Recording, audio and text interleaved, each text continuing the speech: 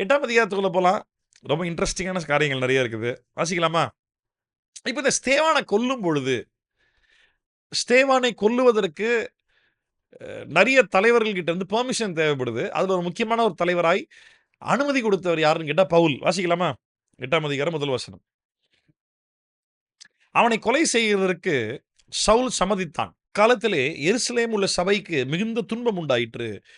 அப்போஸ்தலர் தவிர மற்ற யாவரும் யூதேயா சமாரியா தேசங்களில் சிதறப்பட்டு போனார்கள். தேவபக்தியுள்ள மனுஷர் ஸ்தேவானை எடுத்து அடக்கம் பண்ணி அவனுக்காக மிகவும் துக்கம் கொண்டாடினார்கள். எனக்கு அப்போஸ்தலர் நடவடிக்கைகள் எழுதுனது லூக்கா, ரைட்டா? லூக்கா வந்துட்டு 2 மரணத்தை குறிச்சு இதுல பேசுறாரு. ஒண்ணு அனனியா சப்பீராவுடைய மரணம். 2வது ஸ்தேவானுடைய மரணம். அந்த கம்பேரிசன் மறக்காதீங்க. நான் ஏற்கனவே சொன்ன மாரி, லூக்கா தேடி விசாரிச்சு கேட்டு நடந்த உண்மையான சம்பவங்கள ஆதாரப்பூர்வமா எழுதி வச்சிருக்கிறாரு. அதுதான் பைபிள்ல 66 புக்ல ஒரு புக் அப்போஸ்தலர் புக். சரியா? இது ஒரு சரித்திர புக். இதுல ஒவ்வொரு நாளும் டே by day, day by day என்ன நடந்ததுன்ற complete detailed day by day uh incidences, examples இல்ல ப்ரூஃப்ஸ், எவிடன்ஸஸ், ஹிஸ்டரி அப்படி எழுதப்படல. முக்கியமான சம்பவங்கள், கண்டிப்பா தேவை இதெல்லாம் நம்ம ஞாபகம் இருக்கா? லூக்கா வந்து யாருக்கு எழுதுறாரு? தியோப்பிலுவுக்கு எழுதுறாரு. தியோப்பிலு யாரு? ஒரு ரோம் அதிகாரி இயேசுவை ஏற்றுக்கொண்டாரு. அவன் ஏத்துக்கிட்ட பிறகும் ஒரு கன்ஃப்யூஷன் இருக்கு. ரோம் அதிகாரத்துல இருந்துகிட்டு இவங்க சொல்றது கரெக்ட்டா? தப்பா? இது உண்மையா? பொய்யா? அப்படின்னு ஏகப்பட்ட குழப்பங்கள் அவருக்கு இருக்குது. அதனால லூக்கா வந்துட்டு விசாரிச்சு, கேட்டு, ப்ரூஃபோட எல்லாமே எழுதல. இந்தந்த ஆதாரங்கள் நீ கேட்டாலே போதும். நீ நம்புறது கரெக்ட் தான் அப்படின்றதுக்கு இதுதான் இருக்கிறதுல மிகப்பெரிய எவிடன்ஸ்ன்னு சொல்லி முக்கியமான சம்பவங்கள், முக்கியமான எவிடன்ஸஸ் மட்டும் எழுதியிருக்கிறார். அதை ஒருபோதும் மறக்காதீங்க. அதை நல்லா புரிஞ்சுக்கங்க. சரியா? அ அப்போ என்ன சொல்றாரு பாருங்க. என்ன ஆச்சு பாருங்க. அனனியா சப்பீராவுடைய சம்பவத்துல, அனனியாலும் சப்பீராலும் அ பேதுரு கிட்ட பொய் சொல்லி, அ நான் அதை ஏற்கனவே எடுத்தேன் அத நான் உங்களுக்குல்ல. செத்து போனாங்க. அந்த இடத்திலே விழுந்து செத்து போயிட்டாங்க. யார் அடக்கம் பண்ணது? அங்க சபையில் இருந்த எவனோ ஒருத்தன் வந்துட்டு, யாரோ ஒருத்தர் வந்து என்ன பண்ணாங்க, எடுத்து அடக்கம் பண்ணிட்டு போயிட்டே இருந்துட்டாங்க. கரெக்ட்டா இல்லையா? ஆனா இங்க இங்க அதே மாரி 2வதா இதே அப்போஸ்தலர் நடவடிக்கைகள் புஸ்தகத்துல 2வதா இன்னொரு சம்பவம் ஒண்ணு வாசிக்கிறோம் நம்ம. சரியா? இன்னொரு சம்பவம் ஒண்ணு வாசிக்கிறோம். இந்த சம்பவத்துல பார்த்தா, அ ஸ்தேவான் அப்படின்ற ஒருவருடைய மரணத்த பத்தி இங்க லூக்கா எழுதுறாரு. ஸ்தேவானுடைய மரணத்த வேற மாரி எழுதுறாரு. தேவபக்தி உள்ளவர்கள். நல்லா கவனி. அங்க ஏற்கனவே வந்துட்டு சீஷர்களுக்கு அதிகமான உபத்திரவம் வருது. ஸ்தேவானையும் கொன்னுட்டாங்கன்னு தெரிஞ்ச உடனே, இயேசுவை விசுவாசித்த யூதர்கள்ல அநேகர் ஊர விட்டு ஓடி போயிட்டாய்ங்க. அவங்களுக்கு ஒரு விதத்துல பயம். நம்மளையும் கொன்றுவாங்களோ? நாங்க அவங்க விசுவாசிச்சது உண்மை. ஏத்துக்கிட்டது உண்மை. ஆனா ஊர விட்டு ஓடி போயிட்டாங்க. அப்ப அங்க நெறைய பேர் இல்ல. அது வசனம் ரொம்ப தெளிவா சொல்லுது. பைபிள் சொல்லுது. அப்போஸ்தலர்களை தவிர அநேகர் அங்க இல்ல. எல்லாருமே அங்க அந்த இடத்த விட்டு போயிட்டாங்க. அப்படி இருந்தும் கூட ஸ்தேவானுடைய உடலை எடுத்து ப்ராப்பரான ஒரு பரியல் ஃபியூனரல் சர்விஸ் தராங்க. பரியல் சர்விஸ். சரியா? எந்த அளவுக்கு அந்த அனனியா சப்பீராவுடைய அந்த மரணத்தினுடைய சம்பவம், அது எப்படி செத்து விழுந்து வாலிபர்ல ஏதோ 4 பேர் எவனே தெரியல வந்து தூக்கிட்டு போய் இப்படி அடக்கம் பண்ணி ஏதோ முடிச்சுட்டாய்ங்க. செத்து போனாங்கன்றத பத்தி யாரும் பெருசா கவலைப்படவே இல்ல. ஆனா இங்க ஸ்தேவானுடைய மரணத்துல அடக்கம் பண்ணுவதற்கு பெருசா ஆட்கள் இருந்த மாரி தெரியல. ஆனா ஸ்தேவான் இயேசு கிறிஸ்துவை மரணத்தின் தருவாயில அவன் தரிசித்ததும், அவனுடைய மரணிக்கும் பொழுதும் கூட, அவன் சாகும் பொழுதும் கூட, இயேசு கிறிஸ்துவுடைய உபதேசத்தின்படி கடைசி வரைக்கும் அவனை கொன்னவங்களையும் மன்னித்து தன் ஜீவனை விட்டபடினால், சாகுற நேரத்துல ஆண்டவரை தொழுது கொண்டவன் செத்தான் பார்த்தீங்களா? He was considered greatest among the apostles. அப்படிதான் நான் சொல்லுவேன். அப்போஸ்தலர்களில், ஊழியர்கள்ல ஒரு முக்கியமான ஒரு நபரா ஸ்தேவான கருதுனாங்க. ஸ்தேவான் ஒரு ஷார்ட் டைம் தான் ஊழியம் பண்ணார். ரொம்ப லாங் டைம் கிடையாது. குறுகிய நாட்கள் தான் ஊழியம் பண்ணார். மரித்து விட்டார். எடுத்து ப்ராப்பரான ஒரு அடக்கம் பண்ணி, அவனுக்காக மிகவும் துக்கம் கொண்டாடினார்கள். ஏன்னா, நம்ம ஏற்கனவே போன சாப்டர்ல வாசிச்சோம். ஸ்தேவான ஆண்டவர் வந்துட்டு வல்லமையா பயன்படுத்தினாராம். அதிகாரத்தினாலும், வல்லமையினாலும் ஸ்தேவான ஆண்டவர் வந்துட்டு பயங்கரமா யூஸ் பண்ணாரு. செம்மையா பயன்படுத்தினாரு. ஆமாவா இல்லையா? பயங்கரமா பயன்படுத்தினாரு. அதுல அவன் செத்துட்டான் அப்படின்ன உடனே, அவனுக்காக வந்துட்டு அப்போஸ்தலர் பயங்கரமா துக்கம் கொண்டாடுறாங்க. தொடர்ந்து வாசிக்கலாம். அப்புறம் அது பாருங்க, சவுல் தொடர்ந்து என்ன பண்றான்? 3வது வசனம். சவுல் வீடுகள் தோறும் நுழைந்து புருஷரையும் ஸ்திரீகளையும் இழுத்து கொண்டு போய் காவலில போட்டு வைத்து சபையை பால் கடித்து கொண்டிருந்தான். இப்ப நம்ம சர்ச்ன்னு சொன்ன உடனே அகைன் சபை, சர்ச்ன்னு சொன்ன உடனே திருப்பி நமக்கு என்ன ஞாபகம் வருது? ஒரு பில்டிங். இன்னைக்கு நம்ம என்ன பண்றோம்? கர்நாடகால கிறிஸ்தவர்களுக்கான உபத்திரவம் பாருங்க. வீடியோஸ் நிறைய ஒரு சர்ச் அடிச்சு உடைச்சு, எந்த சர்ச் பில்டிங்ல பில்டிங் அடைச்சு உடைச்ச உடனே இவங்களே அடி வாங்கினார், இவங்களும் அடி வாங்கினாங்க. சில மக்கள் அடி வாங்குறாங்க, இல்லைன்னு சொல்லல. உண்மையாகவே இயேசுவை ஏற்றுக்கொண்டவர்களுடைய மனநிலை எப்படி இருக்கும்? நான் இயேசுவை ஏற்றுக்கொண்டேன், அநேகருக்கு இயேசுவை பத்தி சொல்றேன்ற காரணத்தால அந்த பகுதியில் இருக்கிற புறமதத்தினர்கள் இயேசுவை ஏற்றுக்கொள்ள மாட்டேன்ற பிடிவாதத்துல, நீ இருந்துட்டு போ, ஏத்துக்கிறவன் ஏத்துக்கட்டும், நாங்க யாருமே கட்டாயப்படுத்துறதே கிடையாது. ஆனா அதையும் தாண்டி நீ யாருக்கும் சொல்லக்கூடாதுன்னு சொல்லி வந்து அடிக்கிறாங்க பத்தியா? அந்த மாதிரி அடிக்கும் பொழுது அப்போஸ்தலர் நம்ம ஸ்டார்டிங்ல 3ஆம் அதிகாரம் 4ஆம் அதிகாரத்துல வாசிக்கும் பொழுது பேதுருவும் யோவானும் என்ன மாதிரியான ஒரு ஆட்டிடியூட் காட்டினாங்க? என்ன மாதிரி ஆட்டிடியூட் காட்டினாங்க? இயேசுக்காக அடி வாங்குறதுக்கு எங்களை இயேசு பயன்படுத்தி இருக்கிறாரு, நாங்க சந்தோஷப்படுறோம் தான் சொன்னாங்க. ரைட்டா? நம்ம ஆட்கள் அந்த அளவுக்கு அடி வாங்கவும் கிடையாது. ஏதோ கொஞ்சம் அடி வாங்கி இருப்பாங்க. சர்ச்ல ஸ்பீக்கர் இழுத்து போட்டு உடைச்சி, சர்ச்சை போட்டு எரிச்சு, கூரையை உடைச்சு, பில்டிங்கை உடைச்சு அப்படின்னு ஒண்ணு சபைகளுக்கு உபத்திரம், சபைகளுக்கு உபத்திரம். ஆதி திருச்சபையில சவுல் என்பவன் சபைகளை பயங்கரமா அடித்து உடைச்சானா. இது சர்ச்னா இது. இன்னைக்கு நம்ம ஆங்கிள்லயே யோசிச்சுக்கிட்டு இருக்கோம் சர்ச்னு சொன்ன உடனே பில்டிங்கா? யார் அங்க பில்டிங் கேட்டல? இங்க சபை என்பது எது குறிக்கப்படுது? இங்க ஆணும் பெண்ணும் யாரெல்லாம் இயேசுவை தொழுது கொண்டார்களோ, அதோட கிறிஸ்தவ வாழ்க்கை நிக்கல. அநேகர்கிட்ட போய் சொல்லவும் செஞ்சாங்க. ஏன்னா இயேசு கட்டளை கொடுத்தாரு, போய் எல்லாருக்கும் சொல்லுன்னு சொல்லி சொன்னாரு. எல்லாருக்கும் போய் சொன்னாங்க. யார் யாருக்கெல்லாம் போய் சொன்னாங்களோ அந்த சொல்லக்கூடிய நபர்கள் ஆண் பெண் என்ற வித்தியாசம் பார்க்காம, அதுவும் மெயினா எருசலேம் தான் தலைநகரமா வச்சு அங்கிருந்து தான் மொத்தமா இவங்க செயல்படுறாங்க. இங்க இருக்கிறவன மொத்தமா காலி பண்ணா இங்கிருந்து அவன் வெளியே போக மாட்டான். மெயின் ஹெட் குவார்டர்ஸே காலி பண்ணியாச்சுன்னா மற்ற இடத்துல இருக்கிறவன் அமைதியாயிடுவான். அது ஏத்த மாதிரி சவுல் இங்க ஸ்தேவானை கொன்ன உடனே, சவுலுடைய அதிகாரத்துல ஸ்தேவானை கொன்ன உடனே அங்க இருந்த அநேக யூதர்கள் என்ன பண்ணாங்க? சிறடிக்கப்பட்டு மற்ற யூதேயா சமாரியான மற்ற இடங்களில் போய் செட்டில் ஆக ஆரம்பிச்சிட்டாங்க. ஆல்மோஸ்ட் சவுல் தன் வேலையில சக்சஸ்ஃபுல் ஆயிட்டான். இப்போ வாட் இஸ் சர்ச்? அதுதான் கேள்வி. சபைனா என்ன? எது சபை? அது ரொம்ப முக்கியம். சபை என்பது கையினால் கட்டப்பட்ட ஆலயம் அல்ல. இயேசு கிறிஸ்துவை மனப்பூர்வமாய் விசுவாசித்து ஏற்றுக்கொண்டு ஒவ்வொரு நாளும் இயேசுவை ஆராதித்து தொழுது கொண்டு தன் ஆராதனையும் தொழுகையும் மற்றவர்களுக்கு தெரியப்படுத்துறான் பார்த்தீங்களா? அப்படின்னா சுவிசேஷம் சொல்றான் பார்த்தீங்களா? அவன் தான் சபை. அதுதான் உண்மையான சர்ச். இது கீழே வாசிக்கலாம். இங்க இன்னும் தெளிவா இருக்கும். அப்போ புருஷனையும் ஸ்திரீகளையும் இழுத்து கொண்டு போய் காவலில் போட்டு வைத்து சபையை பாழாக்கி கொண்டிருந்தான். சரியா? பாழாக்கி கொண்டிருந்தான். சிதறி போனவர்கள் எங்கும் திரிந்து சுவிசேஷ வசனத்தை பிரசங்கித்தார்கள். கவனிச்சிங்களா? அங்கிருந்து ஓடி போயிட்டாங்க பாரு. ஐயோ நம்ம நான் என்னெல்லாம் சாக முடியாது அப்படி ஓட்டான் பத்தியா? அவன் இயேசுவை மறுதளிச்சு ஓடல. அவன் சாக மாட்டான்னு ஓடி போயிட்டான். ஆனா ஓடி போனவன் இயேசுவை பத்தி பேசிக்கிட்டு இருந்தான். போற இடத்துல இயேசுவை பத்தி பேசிக்கிட்டு இருந்தான். நான் இதை அடிக்கடி சொல்லுவேன். நீ இயேசுவை ஏற்றுக்கொண்டது உண்மையானால், உனக்கு இயேசுவின் நாமத்து நிமித்தமா ஒரு இடத்துல போய் ஊழியம் பண்ற உபத்திரம் வருதா? அங்கேயே நின்று சாகணும் அவசியம் கிடையாது. அந்த இடத்த விட்டு ஓடி போய் இன்னொரு இடத்துல ஊழியம் பண்ணு. இன்னொருத்தங்கிட்ட சொல்லு. அங்கேயும் ஒத்துக்கல, வேற ஒருத்தங்கிட்ட சொல்லு. அந்த ஊர்ல ஒத்துக்கல, வேற ஊருக்கு போய் சொல்லு. அந்த மாநிலத்துல ஒத்துக்கல, வேற டிஸ்ட்ரிக்ட்ல ஒத்துக்கல, வேற டிஸ்ட்ரிக்ட்ல போய் சொல்லு. அந்த ஸ்டேட்லயே பிரச்சனையா அடுத்த ஸ்டேட்டுக்கு போ. இந்த கண்ட்ரில பிரச்சனையா வேற கண்ட்ரிக்கு போ. இயேசுடைய கட்டளை உலகமெங்கும் போக சொல்லிட்டாரு. நம்ம என்ன பண்றோம்? என் வீடு, என் குடும்பம், என் பிள்ளைக்கு இந்த ஸ்கூல்ல படிக்குது, எனக்கு என் வாழ்க்கை இதை விட்டா வேற எங்கேயும் போக முடியாதுன்ற காரணத்துக்காக இருக்கிற இடத்துல சொல்ல ட்ரை பண்றோம். இருக்கிற இடத்துல சொல்ல ட்ரை பண்றோம். பிரச்சனை வந்த உடனே என்ன பாஸ்டர் பண்றது? பிரச்சனை வருது. சரி நீதான் சொல்ல, என்ன பண்ணலாம்? பிரச்சனை வருது. விட்டுருவோமா? சொல்லாம இருந்துருவோமா? ஒண்ணு சொல்லி சாவு. மேபி உன் ஆண்டவர் சாக விடல அப்படின்னா உன்னை கொண்டு அந்த இடத்துல பெரிய ஒரு புரட்சி, ஒரு ஒரு ஒரு ஒரு ஒரு ஒரு ரிவைவல், ஒரு எழுப்புதலை கர்த்தர் ஏற்படுத்துவாரு. எழுப்புதல் ஏற்படல, எனக்கு உபத்திரம் ஜாஸ்தி ஆகுது. ஒண்ணு சாவு, இல்ல வேண்டாம்னு தோணுச்சுன்னா வேற இடத்துக்கு போய் திருப்பி இயேசுவை பத்தி பேச ஆரம்பி. நம் எல்லை வந்து உலகம். நம்ம எல்லை வந்து நீ வாழ்ற உன்னுடைய மாநிலமோ உன்னுடைய தெருவோ கிடையாது. நமக்கு கொடுக்கப்பட்டிருக்க வேலை வந்துட்டு என்னுடைய டிஸ்ட்ரிக்ட், வெள்ளூர் டிஸ்ட்ரிக்ட் மட்டும் இல்லை. நம்மளுடைய டார்கெட் வந்துட்டு உலகம். World is a target to the ends of the earth. உலகத்தின் முடிவு பரியந்தம் வரைக்கும் போய் சொல்லுன்னு சொல்லி சொன்னார். நமக்கு அவ்வளவும் கொடுத்துருக்கிறார் ஆண்டவர். அப்புறம் என்ன இருக்கு போய் சொல்றதுக்கு? சிதறி போனவன் மரணத்துக்கு சாவை பார்த்து பயந்து ஓட்டான், உபத்திரவத்தை பார்த்து பயந்து ஓட்டான். ஆனா இயேசு விட்டு மறுதளிச்சு போகல. சிதறி போனவர்கள் எங்கும் தெரிந்து சுவிசேஷ வசனத்தை பிரசங்கித்தார்கள்.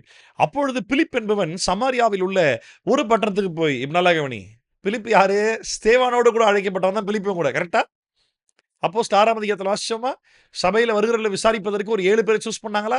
அதுல ஸ்தேவான் இருந்தானா? அதுல பிலிப்பு இருந்தானா? ஸ்தேவான் கொண்டு வந்து தெரிஞ்சது பிலிப்பு ஒரு ஓட்டு ஓட்டுட்டான்.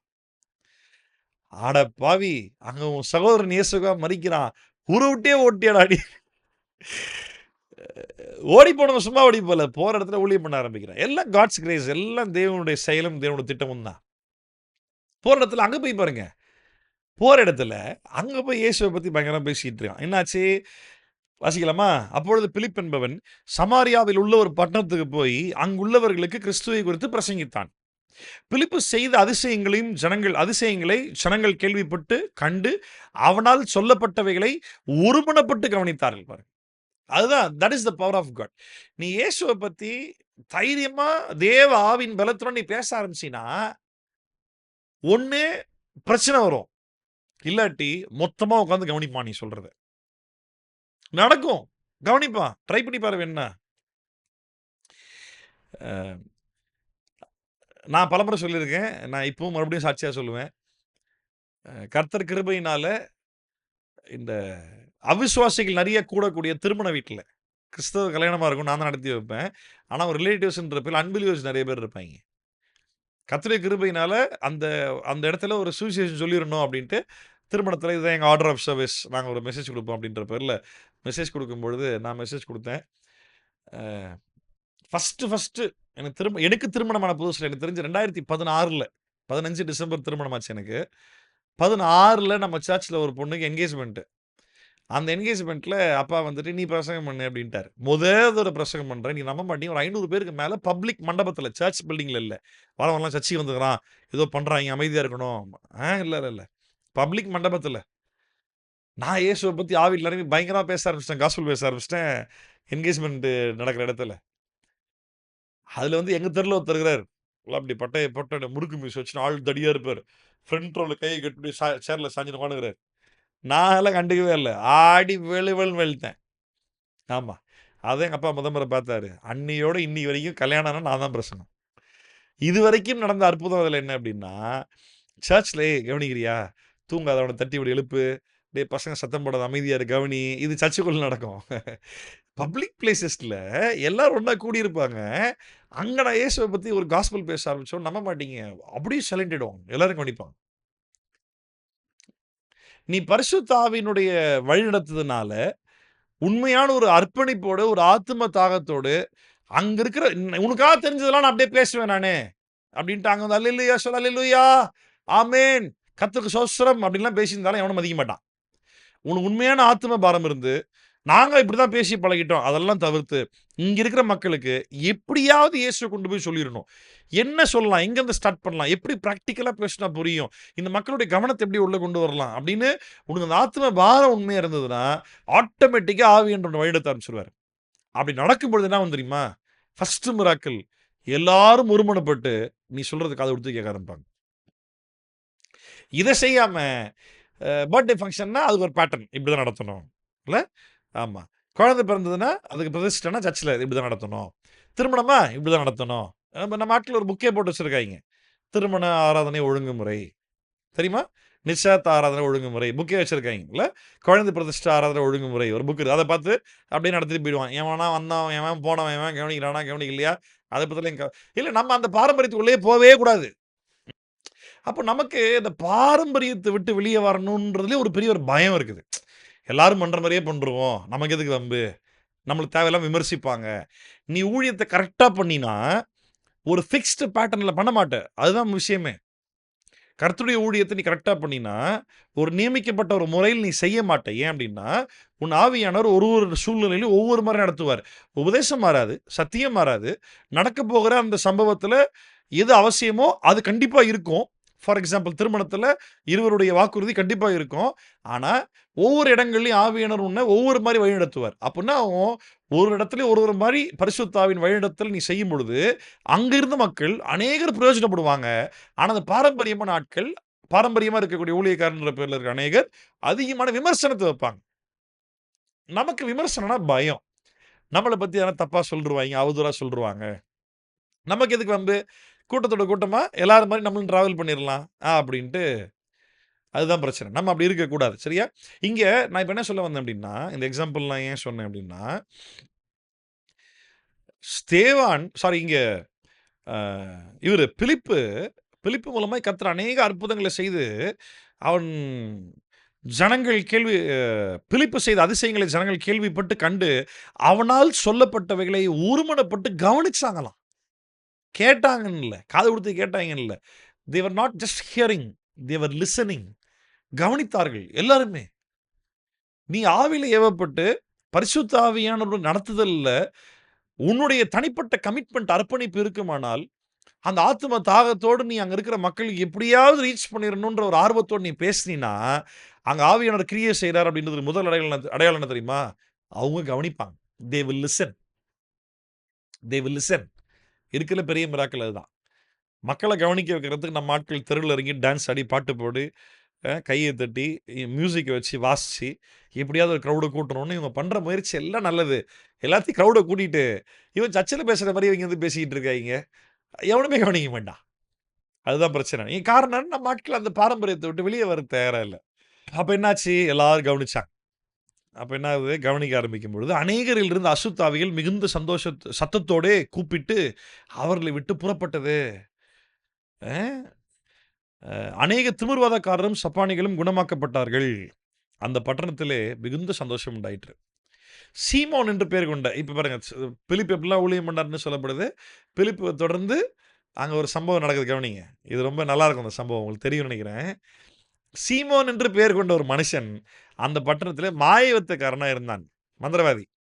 தன்னை ஒரு பெரியவன் என்று சொல்லி சமாரிய நாட்டு ஜனங்களை பிரமிக்க பண்ணி கொண்டிருந்தான்.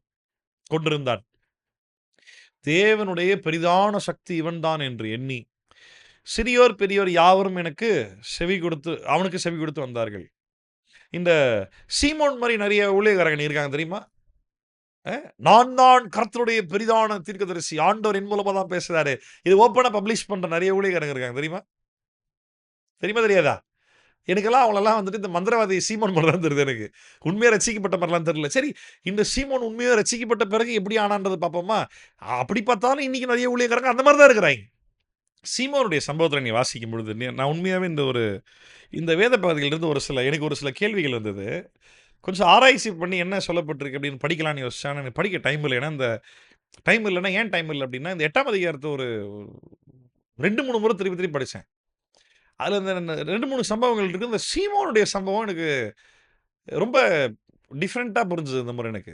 நெறைய ரியாலிட்டில இன்னைக்கு இந்த சமுதாயத்தில நடக்கக்கூடிய நெறைய சம்பவங்களோடு கூட ஆண்டவர் கனெக்ட் பண்ணார். நெறைய ஊழியக்காரங்களே இப்படி தான் இருக்காய்ங்க.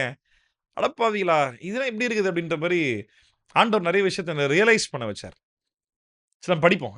9ஆம் வசனத்திலிருந்து அப்போஸ்தலர் 8ஆம் அதிகாரம் 9ஆம் வசனத்திலிருந்து. சீமோன் என்று பெயர் கொண்ட ஒரு மனுஷன் அந்த பட்டணத்திலே மாய வித்தக்காரனா இருந்து, தன்னை ஒரு பெரியவன் என்று சொல்லி, சமாரியா நாட்டு ஜனங்களை பிரமிக்க பண்ணிக் கொண்டிருந்தான். தேவனுடைய பெரிதான சக்தி இவன்தான் என்று எண்ணி, சிறியோர், பெரியோர் யாவரும் அவனுக்கு செவி கொடுத்தார்கள். யாரும் சும்மா போல.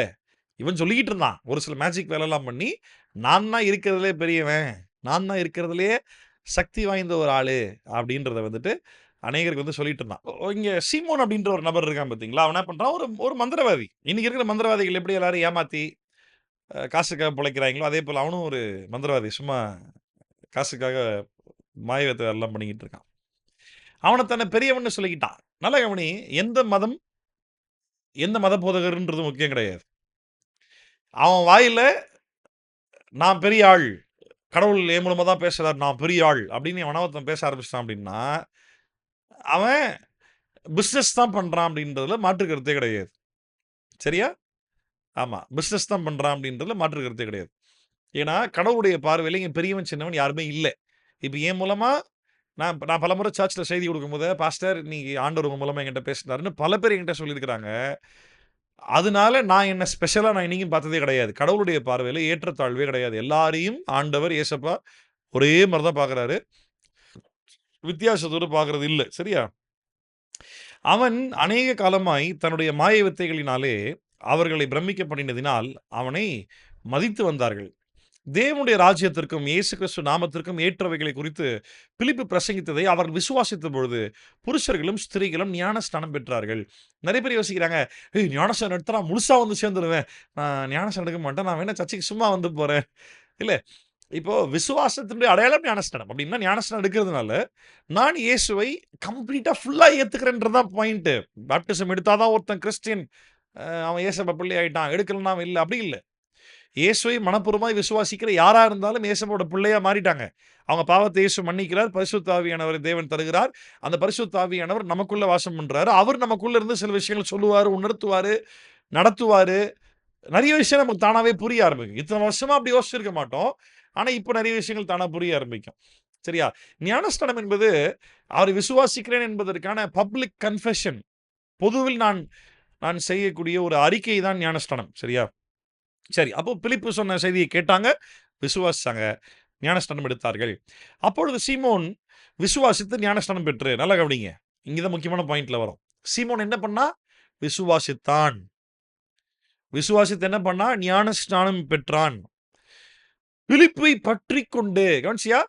பிலிப்பு சொன்னத கேட்கிறான், விசுவாசிக்கிறான், பாப்டிசம் எடுத்துட்டான். இவன் பிலிப்ப தொடர்ந்து ஃபாலோ பண்றான். கிட்டத்தட்ட ஒரு டிசைபிள் கணக்குல ஆயிட்டான்.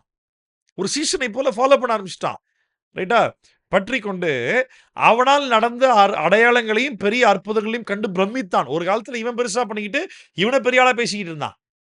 இப்ப இது ஒரு சரித்திர புஸ்தகம்ன்றனால இவ்வளவுதான் பவுல் லூக்கா நம்மளுக்கு எழுதியிருக்கிறாரு. நான் இதுல இன்னும் என்னெல்லாம் ஆயிருக்க வாய்ப்பு இருக்குன்னு யோசிக்கிறேன். ஒருவேளை சீமோன் சாட்சியோட சொல்லியிருந்திருக்கலாம். நானும் ஒரு காலத்துல மந்திரவாதம்லாம் பண்ணி என்னையும் மக்கள் பெரிய ஆளா மதிச்சிட்டு இருந்தாங்க. ஆனா பிலிப்பு சொன்னதை கேட்ட பிறகு தான் இயேசு தான் இருக்கிற பெரியவர்ன்றது புரியுது. நான் விசுவாசிச்சு நானே ஞானஸ்நானம் எடுத்துட்டேன். அப்படின்னு அவனும் பலமுறை சாட்சி சொல்லியிருக்க வாய்ப்பு இருக்குது. மேபி யாருக்கு தெரியும்? சொல்லியிருக்கலாம். இல்லன்னு சொல்ல முடியாதுல்ல. அ பிலிப்பு செய்ற அற்புதங்கள பார்த்து ஆச்சரியப்படுறப்பா! ஆண்டவர் எப்படிலாம் நடத்துறாரு பார்றா அப்படின்ட்டு. சமாரியர் தேவ வசனத்தை ஏற்றுக்கொண்டதை எருசலேமில் உள்ள அப்போஸ்தலர்கள் கேள்விப்பட்டு பேதுருவையும், யோவானையும் அவர்களிடத்தில் அனுப்பினார்கள். இப்ப ஞாபகம் இருக்கா? மத்தேயு 10ஆம் அதிகாரம் 5, 6, 7, 8 வசனங்கள். அதுல வாசிக்கும் பொழுது, இயேசு கிறிஸ்து வந்துட்டு சீஷர்கள்கிட்ட சொல்றாரு, "சமாரியாவுக்கு போகாத. காணாமல் போன ஆடுகளாகிய இஸ்ரவேல் மக்கள் சிதறடிக்கப்பட்டு எங்கெல்லாம் இருக்காங்களோ, அங்க போ. அவங்களுக்கு இஸ்ரவேல் மக்கள மீட் பண்ணுங்க. யூதேயாக்கு போ." யூதேயா வந்துட்டு இஸ்ரவேலுக்கு பிரதர் மாரி, பிரதர் கன்ட்ரி மாரி. சிஸ்டர் பிரதர் கன்ட்ரி மாரி. சரியா? ஒரே விதமான மக்கள். அங்க போங்க, சமாரியாவுக்கு போகாதேன்றாரு. இப்ப பரிசுத்த ஆவியை பெற்ற பிறகு பிலிப்பு போன பிலிப்பு போன இடம் எது? சமாரியா. ரைட்டா? ஆமா. ஆரம்ப நாட்கள்ல வந்துட்டு பரிசுத்த ஆவியை பெறுவதற்கு முன்பாக அ சகோதரர்கள்கிட்ட போய் செய்திய சொல்லுங்க. அவங்க காத்திருக்காங்க. நீ சொல்றத நான் தான் மெசியா, இயேசு தான் அப்படின்றத ஏத்துக்குவாங்க. போங்க அப்படின்னு சொல்லி இயேசு சொல்றாரு. பரிசுத்த ஆவியை பெற்ற பிறகு ஏற்றுக்கொள்ளாத விரோதிகள் மத்தியிலும் போய் பேசுவதற்கான ஒரு தைரியத்தை ஆண்டவர் தரார். பிலிப்பு சமாரியாவுக்கே போய்ட்டான். போயிட்டாங்க. அங்க சமாரியால அப்படியா? சமாரியா மக்கள் விசுவாசிக்கிறாங்களா? ஏற்றுக்கொண்டாங்களா? ஞானஸ்நானம் எடுத்தாங்களா? அப்படின்ட்டு எருசலேம் தலைமை திருச்சபையிலிருந்து இப்ப பேதுருவையும், அ யோவானையும் அவரிடத்துல அனுப்புறாங்க. சரியா? அனுப்பப்பட்ட பிறகு என்ன ஆகுது பாருங்க. இவர்கள் வந்தபோது அவர்களில் ஒருவனும் பரிசுத்த ஆவியை பெறாமல் கர்த்தராகிய இயேசுவின் நாமத்தினாலே ஞானஸ்நானம் பெற்றதை மாத்திரம் இயேசுவின் நாமத்திலே ஞானஸ்நானத்தை மாத்திரம் பெற்றிருந்தவர்களாக கண்டு. இப்ப கவனிங்களேன். இந்த அப்போஸ்தலர் 8ஆம் அதிகாரம் 15ஆம் வசனம் கூட அநேக நேரங்கள்ல இந்த கள்ள உபதேசிகள் பிதா, குமாரன், பரிசுத்த ஆவியின் நாமத்தில் ஞானஸ்நானம் அப்படின்னு இல்லாம, இங்க கூட பாரு இயேசுவின் நாமத்தில் ஞானஸ்நானம் எடுத்தாங்க. இன்னும் சொல்லப்போனா அப்போஸ்தலர் 2ஆம் அதிகாரம், அப்போஸ்தலர் 10ஆம் அதிகாரம், அப்போஸ்தலர் 19ஆம் அதிகாரம். இந்த 3 சம்பவங்கள விட இந்த 8ஆம் அதிகாரத்துல ரொம்பவே தெளிவா இருக்கு. எந்த நாமத்துல ஞானஸ்நானம் எடுத்தாங்க? இயேசுவின் நாமத்துல ஞானஸ்நானம் எடுத்தாங்க. நமக்கு மத்தேயு கடைசி அதிகாரம், கடைசி வசனத்துல இயேசு என்ன கட்டளை குடுத்தாரு? நீங்கள் புறப்பட்டு போய் சகல ஜாதியும் சீஷராக்கி, பிதா, குமாரன், பரிசுத்த ஆவியின் நாமத்தினாலே ஞானஸ்நானம் குடுத்து. சொன்னாரா இல்லையா? ஆனா, இங்க சீஷர்கள் இயேசுவின் நாமத்துல குடுத்திருக்காங்க. இந்த திருத்துவத்தை மறுதலிக்கக்கூடிய கள்ள உபதேசிகளாகியவர்கள், இயேசுவின் நாமத்த தான் வந்து வலியுறுத்தி, இத தான் ஆதாரமா காட்டுவாங்க. இந்த வசனம் மறுபடியும் கூட வாசிக்கிறேன். கவனிங்க. இவர்கள் வந்தபொழுது, அவர்களில் ஒருவனும் பரிசுத்த ஆவியை பெறாமல், கர்த்தராகிய இயேசுவின் நாமத்தினாலே ஞானஸ்நானத்தை மாத்திரம் பெற்றவர்களாக கண்டு. இத வாசிக்கும்போது ஒரு விஷயம் எனக்கு ஆவியானவர் புரிய வச்சாரு. என்னன்னா, இயேசுவின் நாமத்தில ஞானஸ்நானம் பெற்றாங்க. அதுக்கு முன்னாடி ஞானஸ்நானம் இருந்துச்சா? இயேசு நாமத்துல தான் ஞானஸ்நானம் பெற்றிருக்கிறான்ப்பா. வேற எதுனா நாமத்துல ஞானஸ்நானம் இருந்துச்சா? வேற யாருனா ஞானஸ்நானம் குடுத்தாங்களா? இயேசுவுக்கு முன்னாடி? யோவான். யோவான். இப்ப இதே அப்போஸ்தலர்கள் புஸ்தகத்துல, நீங்க யோவான் கிட்ட ஞானஸ்நானம் வாங்குனீங்களா? அப்படின்னு என்ன அர்த்தம்? யோவான் நாமத்துல வாங்குனாங்கன்னு அர்த்தமா? நல்லா கவனி. இப்ப இது இது ஆக்சுவலா இது பிப்ளிக்கலா பார்க்கும்போது ஆக்சுவலா எத குறிக்குது அப்படின்னா, உனக்கு எந்த அளவு சத்தியம் தெரிஞ்சிருக்குது. நாங்க யோவான்ட்ட ஞானஸ்நானம் வாங்குனோம். அப்ப யோவான்ட்ட ஞானஸ்நானம் வாங்குனா, அப்ப யோவான் சொன்ன சத்தியம் அவ்வளவுதான். அதுக்கப்புறமா இயேசு வாக்குத்தத்தம் பண்ணி மரித்து உயிர்த்தெழுந்து பரிசுத்த ஆவிய அவர் வாக்குத்தத்தம் பண்ணி பெந்தெகோஸ்து நாள்ல அதெல்லாம் தெரியாதா? இதுதான் மீனிங்.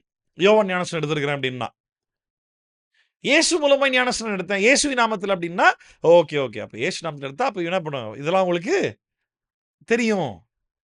பரிசுத்த ஆவி இயேசு வாக்கு பண்ணினது. புரியுதா நான் சொல்றது உங்களுக்கு? யோவான் ஞானஸ்நானம், இயேசுவின் ஞானஸ்நானம். யோவான் மூலமா ஞானஸ்நானம் பெற்றாங்க அப்படின்னா, அது ஆக்சுவலா அப்ப யோவான் மூலமா பெற்றாங்கன்னொன்னே, யோவான் எந்த நாமத்துல குடுத்தான்? இப்ப ஞானஸ்நானம் தர்றதுக்கு ஒரு நாமம் கண்டிப்பா தேவ. யோவான் எந்த நாமத்துல ஞானஸ்நானம் குடுத்தான்? ஒரு நாமமும் இல்ல. யோவான் அவன் பேர்ல ஞானஸ்நானம் குடுத்தானோ? யோவான் ஆகிய என் நாமத்தில் உங்களுக்கு ஞானஸ்நானம் தருகிறேன் அப்படின்னானோ? இல்ல. யோ யோவான் கொடுத்த ஞானஸ்நானத்துக்கு ஒரு மீனிங் உண்டு. யோவான் என்ற இயேசுவுக்கு முன்னோடியாய் வந்த யோவான், அவன் சொன்னது ஒரு சில காரியங்கள். இல்லாட்டி ஒரே காரியம் மட்டும் தான். எனக்கு பின்வருகிறவர் என்னிலும் பெரியவர். நான் அவர் அல்ல. அவர் பாதரட்சை சுமப்பதற்கோ, அந்த பாதத்தினுடைய வாரை அவிழ்ப்பதற்கோ நான் பாத்திரன் அல்ல. சரியா? இது மட்டும் தான் யோவான் சொன்னாரு. அவர் தான் இவர். நான் அவர் இல்ல. அவர் தான் மேசியா. உலக உலகத்தினுடைய பாவத்தை சுமந்து தீர்க்கிற தேவ ஆட்டுக்குட்டி. இது ஒரு செய்தி தான் யோவான் சொன்னார். இப்ப இயேசுவை பற்றி அந்த ஒரு செய்தி மட்டும் தானா? வேற செய்தி இல்லையா? இயேசு அதுக்கப்புறமா ஊழியம் பண்ணது, உவமைகள் சொன்னது, சீஷர்கள் யூதர்களுக்கும் பிரச்சனையானது, யூதர்கள் இயேசுவ பிரச்சனை பண்ணது, அதுல சீஷர்கள்ல ஒருத்தன் இயேசுவ காட்டிக் குடுத்தது, இயேசுவோட சிலுவை மரணம், இயேசு உயிர்த்தெழுந்தது, சொன்னபடி நடந்தது. அவர் உயிர்த்தெழுந்தார், சீஷர்களுக்கு தரிசனமானது, அவர் வாக்குப்படின பரிசுத்த ஆவியை அவர்கள் பெற்றார்கள். இயேசு சொல்லிக் கொடுத்த பிதா, குமாரன், பரிசுத்த ஆவி நாமத்தில் உபதேசம். இந்த இந்த இந்த உபதேசம் தான் வித்தியாசம். யோவான்னா யோவானோட தலைமைத்துவம் இல்லையா? அப்ப அவ்வளவுதான். அப்ப இயேசு கிட்டன்னு வரலையா? அப்போ இயேசுவின் நாமத்தில் ஞானஸ்நானம் குடுத்தான்னா, அப்ப அது மட்டும் யார் குடுத்திருப்பா? யோவான் குடுத்தாரு. அப்ப யோவானுடைய தலைமைத்துவத்தில் ஞானஸ்நானம். அப்படின்னா யோவான் அதிகாரமாய் யோவான்கிட்ட அதான் கேட்டாய்ங்க. என்ன அதிகாரத்துல இது பண்றன்னு கேட்டாங்கல்ல. யோவானுடைய அதிகாரத்தில் யோவான் குடுத்த ஞானஸ்நானம். இப்ப இங்க இயேசு ஞானஸ்நானம் தரல. சீஷர்கள் குடுக்குற ஞானஸ்நானம் யாருடைய அதிகாரத்துல? இயேசு குடுத்த அதிகாரத்துல. அதுதான் இதுக்கு மீனிங்கே தவிர, டைரக்ட்டாவே இது இயேசுவின் நாமத்தில் ஞானஸ்நானம் குடுத்தான். அப்படி அந்த மீனிங்ல கிடையாது. சரியா? பாருங்க, அவர்கள் வந்தபொழுது, அவர்களில் ஒருவனும் பரிசுத்த ஆவியை பெறாமல், கர்த்தராகிய இயேசுவின் நாமத்தினாலே ஞானஸ்நானம் மாத்திரம் பெற்றிருக்கிறதை பெற்றவர்களாக கண்டு, அவர்கள் பரிசுத்த ஆவியை பெற்றுக்கொள்ளும்படி அவர்களுக்காக ஜெபம் பண்ணி, அவர்கள் மேல் கைகளை வைத்தார்கள். அப்பொழுது அவர்கள் பரிசுத்த ஆவியை பெற்றார்கள். சரியா? எதுவும் பேசியிருக்க மாட்டாங்கன்னு நினைக்கிறீங்களா? கண்டிப்பா பேதுரு சொல்லிக் குடுத்திருப்பார். பேசியிருப்பார். பெந்தெகோஸ்தே நாள்ல பரிசுத்த ஆவியை குறித்து பேதுரு பிரசங்கம் பண்ணாரு. அதுக்கப்புறமா பரிசுத்த ஆவியின் பலத்தினால இயேசுவ பத்தி பேதுரு பிரசங்கம் பண்ணாரு. 2வது முறை யூதர்கள் பிடிச்சு அடிக்கும்போது அங்க பிரசங்கம் பண்ணாரு. இப்ப இங்க சமாரியா நாட்டுல வந்த மட்டும் இங்க வந்துட்டு மட்டும் என்ன பேதுரு பிரசங்கம் பண்ணாம தலைமையில கை வச்சு டைரக்ட்டா ஜெபம் பண்ண ஆரம்பிச்சிருப்பான்னு நினைக்கிறீங்களா? இங்கேயும் பரிசுத்த ஆவியை குறித்து போதித்தார். இங்கேயும் சொல்லிக் குடுத்தார். சரியா? என்ன ஆச்சு? இவங்க இயேசு கிறிஸ்துவின் நாமத்தில் ஞானஸ்நானம் எடுத்திருக்கிறாங்க. அப்படின்னா, இயேசுவினுடைய அதிகாரத்தின் அடிப்படையில் ஞானஸ்நானம் எடுத்திருக்கிறாங்க. யார் மூலமா? பிலிப்பு மூலமா. அவர்கள் பரிசுத்த ஆவியை பெற்றுக்கொள்ளும்படி. ஆனா, அ பரிசுத்த ஆவியை பெறாமல் அப்படின்னா, அந்த அந்த உபதேசம் இன்னும் அவங்களுக்கு போய் சேரல. இப்போ ஊழியக்காரன் தலைமையில கை வச்சா தான் பரிசுத்த ஆவி பவர்ஃபுல்லா அவன் மேல இறங்குவாரு அப்படின்னா, ஏற்கனவே இங்க பிலிப்புவ கொண்டு கர்த்தர் பயன்படுத்திட்டு இருக்காரு. பிலிப்புவே தலையில கை வச்சு வேலைய முடிச்சிருந்திருக்கலாம். பரிசுத்த ஆவி குடுத்திருந்திருக்கலாம்ல. இதுக்கு தனியா பேதுருவும் அப்போஸ்தலர்கள் அங்க வரணும்னு அவசியம் கிடையாது. சோ, இல்ல பிலிப்பு பிரசங்கம் பண்ணாம விட்டுருப்பாரோ? அப்படின்னா, கண்டிப்பா பிரசங்கம் பண்ணாம விட்டிருந்திருக்க மாட்டாரு. பிலிப்பு அந்த இடத்துல நெறைய அற்புதங்கள் செஞ்சுகிட்டு இருக்கிறாரு. நெறைய காரியங்கள் நடக்குது. மேபி ஒருவேளை பிலிப்பு பிரசங்கம் பண்ணியிருந்திருக்கலாம். அத மக்கள் பெருசா செவி குடுக்காம இருந்திருக்கலாம். எப்பவுமே ரெகுலரா ஒரு ஆள் பேசிட்டு இருக்காருன்னு வச்சுக்கங்களேன், அவரு சொல்றத பெருசா எவனும் மதிக்க மாட்டான். புதுசா எவனாவது வந்து சொன்னான்னா உட்கார்ந்து கவனிப்பான். "ஏன்டா இது நானே உன்கிட்ட பலமுறை சொல்லியிருக்கிறேன்டா" அப்படின்ற மாரி இருக்கும். அதே கணக்கு தான். பேதுருவும், யாக்கோபும் வந்து சொல்லியிருப்பாங்க. கைகளை வைத்தார்கள். அப்பொழுது அவர்கள் பரிசுத்த ஆவி பெற்றார்கள். அப்போஸ்தலர்கள் தங்கள் கைகளை அவர்கள் மேல் வைத்ததினால், பரிசுத்த ஆவி தந்தருளப்படுகிறதை சீமோன் கண்டபோது, அவரிடத்தில் பணத்தை கொண்டு வந்து, நான் எவன் மேல் என் கைகளை வைக்கிறேனோ, அவன் பரிசுத்த ஆவியை பெறத்தக்கதாக, எனக்கு இந்த அதிகாரத்தை கொடுக்க வேண்டும் என்றான். இவனுக்கு என்ன புரிஞ்சிருச்சு? டேய், நம்ம ஒரு வேலைய பார்த்துக்கிட்டு இருந்தோம். அத விட இவனுங்க சூப்பரா வேலைய பார்க்குறானுங்க. என்ன பண்ணலாம்? காசு குடுத்து என்ன பண்ணிடுவோம்? வாங்கிடுவோம். அப்படின்னு சொல்லிட்டு, அ பேதுரு கிட்ட காசு குடுத்து, சீமோன் கவனிங்க. கிறிஸ்தவத்துல ஊழியம் பண்றன்ற பேர்ல பிசினஸ் பண்ற ஆட்கள் தான் பிரபலமாய் வெளிய தெரிவாங்க. அவங்கள தான் வந்துட்டு நம்ம இன்னைக்கு இருக்கிற யூடியூபர்ஸ் விமர்சனத்திற்கு உள்ளாக்குறாங்க. அந்த யூடியூப்ல விமர்சனம் பண்ணப்படுவது தான் நெறைய மக்கள் மத்தியில ஈஸியா ரீச் ஆகும். அதனால இதுதான் கிறிஸ்தவம் மொத்தமாவே அப்படின்ற தீர்மானத்துல வந்தா முட்டாள். உண்மையா, சரியா சத்தியத்த பேசி கரெக்ட்டான வாழ்க்கை வாழ்றவங்க யாரும் யாரும் விமர்சிக்க மாட்டாங்க. அவங்க பெருசா வெளிய தெரிய மாட்டாங்க. சீமோன் பிலிப்பு பிரசங்கம் பண்ணும்போது சீமோன் விசுவாசிச்சான். ஞானஸ்நானம் எடுத்தான். பிலிப்பை பற்றிக் கொண்டான். நடுவுல புத்தி மாறிடுச்சு. இன்னைக்கு ஆரம்பத்துல ஆரம்பிக்கப்பட்ட ஊழியர்களுடைய ஆரம்ப நிலை விசுவாசிச்சாங்க. ஏற்றுக்கொண்டாங்க. ஞானஸ்நானம் பெற்றாங்க. அவங்க நடத்துற ஊழியர தொடர்ந்து ஃபாலோ பண்ணாங்க. ஏதோ ஒரு பாயிண்ட்ல, ஏதோ ஒரு காரணத்தால இவங்க ஏதோ சம்திங் பெரிய இம்பார்ட்டன்ட்ன்ற பேர்ல கிறிஸ்துவினுடைய உபதேசத்தை கிறிஸ்துவை போல இங்க உபதேசிக்க மனசு இல்லாம, தன்னுடைய லாபத்துக்காக இத பிசினஸ் மாரி ஆக்கி ஊழியம் பண்ற ஆட்களா மாறிட்டாங்க. கலாத்தியர் சபையில பவுல் கேட்கிறார்ல, "ஆவியில் ஆரம்பம் பண்ணின நீங்கள் மாம்சத்தில் முடிவடைய போகிறீர்களோ?" அப்படின்றார்ல. ஆமாவா இல்லையா? எபிரேயர் 13ஆம் அதிகாரத்தில் வாசிக்கிறோம்ல, "உங்களை நடத்துகிறவருடைய விசுவாசத்தை பின்பற்றி, அவர்களுடைய முடிவை நன்றாய் சிந்தித்து பாருங்கள்." இல்ல? எப்படி ஆரம்பிச்சோன்றது முக்கியம் இல்ல. நம்ம ஆரம்பிச்ச விசுவாச ஓட்டத்துல கடைசி வரைக்கும் ஓடுறோமா? அதுதான் முக்கியம். பாதியில இடர்றோமா? விழுந்துடுறோமா? சுயநலம் ஆயிடுறோமா? இல்ல பிசினஸ் ஆக்கிடுறோமா? அது முக்கியம். நியாயத்தீர்ப்பு நாள்ல ஆண்டவர் செய்வார் அத. அன்னைக்கு தெரியும். நான் யார் மேல கை வைக்கிறேனோ, உங்கள மாரியே அவங்க மேல ஆவி வந்து இந்த பவர் இறங்கணும். அ அது எனக்கும் வேணும் அப்படின்னு. பேதுரு அவனை நோக்கி, "தேவனுடைய வரத்தை பணத்தினாலே சம்பாதித்துக் கொள்ளலாம் என்று நீ நினைத்தபடியால், உன் பணம் உன்னோடே கூட நாசமாகி போகக்கடவது." உன் பணத்த வச்சு ஒண்ணும் பண்ண முடியாதுடா. உன் பணத்தோட நீ நாசமா போடா அப்படின்ட்டாப்புல. அத தொடர்ந்து பேதுரு ஒரு வார்த்தை சொல்றாரு பாருங்க. பேதுரு ஒரு வார்த்தை சொல்றாரு. "உன் இருதயம் தேவனுக்கு முன்பாக செம்மையாய் இராதபடியால், இந்த விஷயத்தில் உனக்கு பங்கும் இல்லை, பாகமும் இல்லை. ஆகையால் நீ உன் துர்குணத்தை விட்டு மனம் திரும்பி தேவனை நோக்கி வேண்டிக்கொள். ஒருவேளை உன் இருதயத்தின் எண்ணம் உனக்கு மன்னிக்கப்படலாம். நீ கசப்பான பிச்சிலும் பாவக்கட்டிலும் அகப்பட்டிருக்கிறதாக காண்கிறேன் என்றார். எவ்வளோ தைரியமா ஒரு வார்த்தைய பேதுரு இங்க சொன்னாரு பாரு. டேய், நீ இப்படிலாம் பிஹேவ் பண்றத பார்த்தா நீ உண்மையாவே ரட்சிக்கப்பட்ட மாரியே தெரியல. ஏதோ விசுவாசிச்சு ஞானஸ்நானம் எடுத்த பிலிப்ப ஃபாலோ பண்ணிக்கிட்டு இருக்கிற.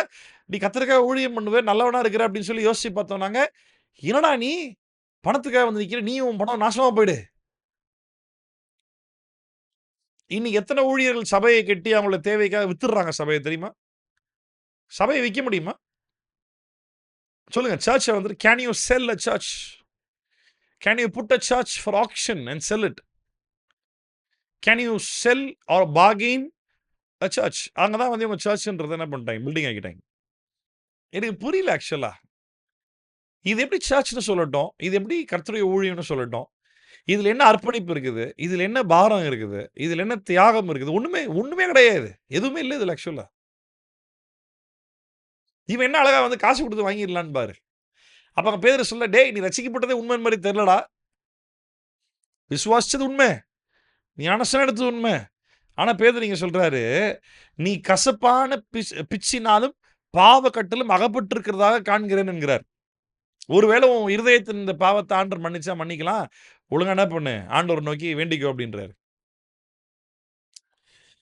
அதற்கு சீமோன், "நீங்கள் சொன்ன காரியங்களில் ஒன்றும் எனக்கு நேரிடாதபடிக்கு எனக்காக கர்த்தரை வேண்டிக் கொள்ளுங்கள்" என்றான். பயந்துட்டான். இனி எவ்வளவு ஊழியக்காரங்க சீமோன விட மட்டமா இருக்கிறாங்க. ஒரு தெய்வ பயமே இல்ல.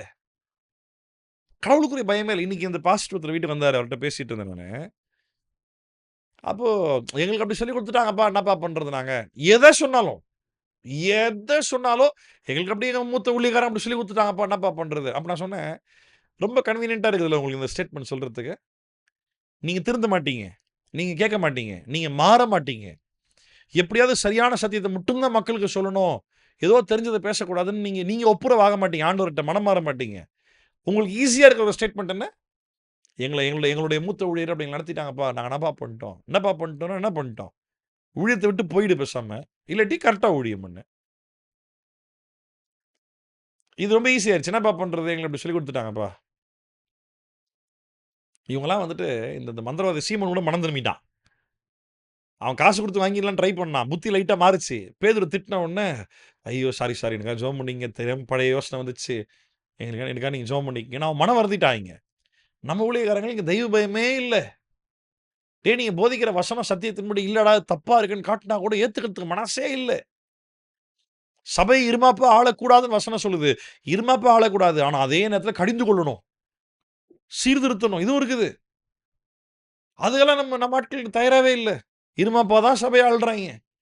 சபை விசுவாசிகள அடிமை மாரி தான் ட்ரீட் பண்றாங்க.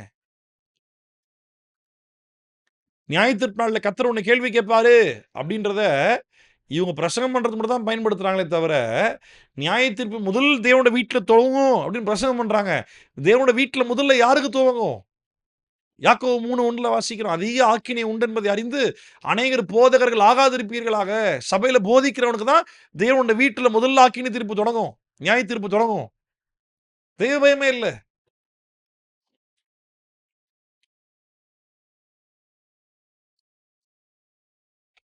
தொடர்ந்து வாசிக்கலாம். இதெல்லாம் நம்மளுக்கு பெரிய வார்னிங். சபை விசுவாச மக்கள் வருகிற நாட்கள்ல தொடர்ந்து ஊழியம் பண்ணும்பொழுது, இயேசுவுக்காக ஊழியம் பண்றோம்.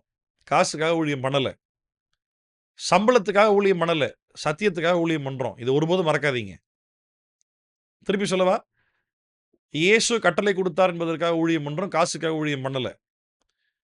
சத்தியத்துக்காக ஊழியம் பண்றோம். சம்பளத்துக்காக இங்க யாரும் ஊழியம் பண்ணல.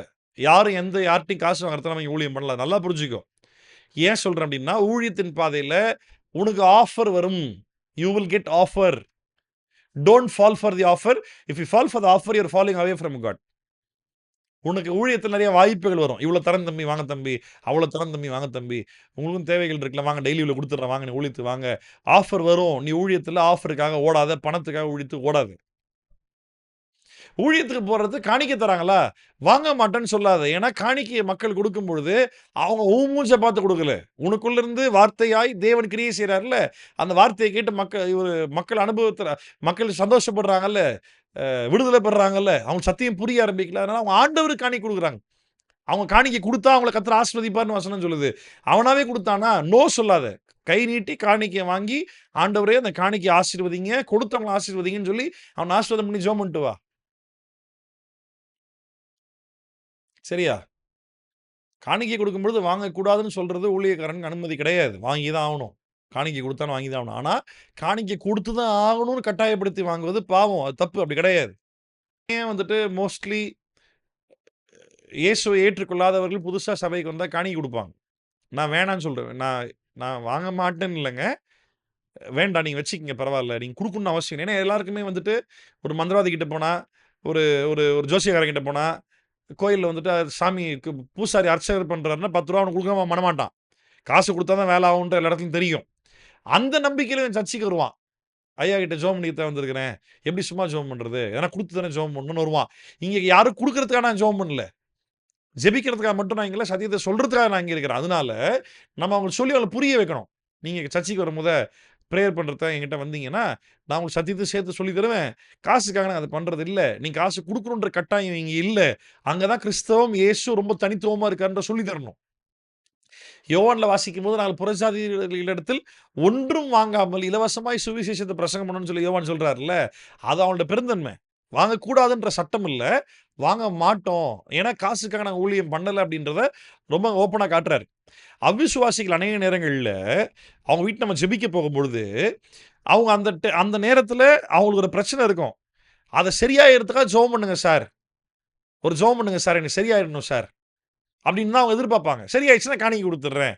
அதுக்கப்புறம் என்ன? நீங்க ஜெபம் பண்ணீங்க சரியாயிருச்சு. நான் உங்களுக்கு காணிக்க குடுத்தேன். முடிஞ்சு போச்சு. நீ வழிய பார்த்து போங்க. நான் என் சாமிய கும்பிட்டு போறேன் அப்டின்பான். நம்ம ஒருத்தர் வீட்டுக்கு போய் கஷ்ட வியாதியில் இருக்கும்பொழுது, பில்லி சூனியம், செய்வின பிரச்சனைகள் இருக்கும்போது, அவனுக்காக போய் இயேசுவின் நாமத்த சொல்லி ஜெபம் பண்றோம் அப்டின்னா, அவன் ரட்சிக்கப்பட்டு இயேசு கிறிஸ்துக்குள்ள வரணுன்றதுக்காக தானே தவிர, அவன் செத்து பாதாளம் போகக்கூடாது. அவன் ரட்சிக்கப்பட்டு இயேசுவ அறிந்து கொள்ளணும் அப்டின்றதுக்காக தான் போறோமே தவிர, அவன்கிட்ட காச வாங்கிட்டு ஜெபம் பண்ணிட்டு, அப்டியே விட்டு வரதுக்காக கிடையாது. அதனால தான் நம்ம வாங்க மாட்டோம்னு சொல்றோம் காசு. ஆனா, அவன் சத்தியத்த தெளிவா புரிஞ்சு, "சார் எங்களுக்கு தெரியும். கண்டிப்பா நான் ஆண்டவர் இயேசுகிட்ட நான் வருவேன். சர்ச்சுக்கு நான் வருவேன். இந்தாங்க இப்ப இந்த காணிக்க நீங்க வாங்கிக்கங்க." மனப்பூர்வமா காணிக்க தரேன்னு குடுத்தாங்கன்னா, அது யாருன்ற கேள்விலாம் இல்ல. வாங்கிக்கோ தப்பே கிடையாது.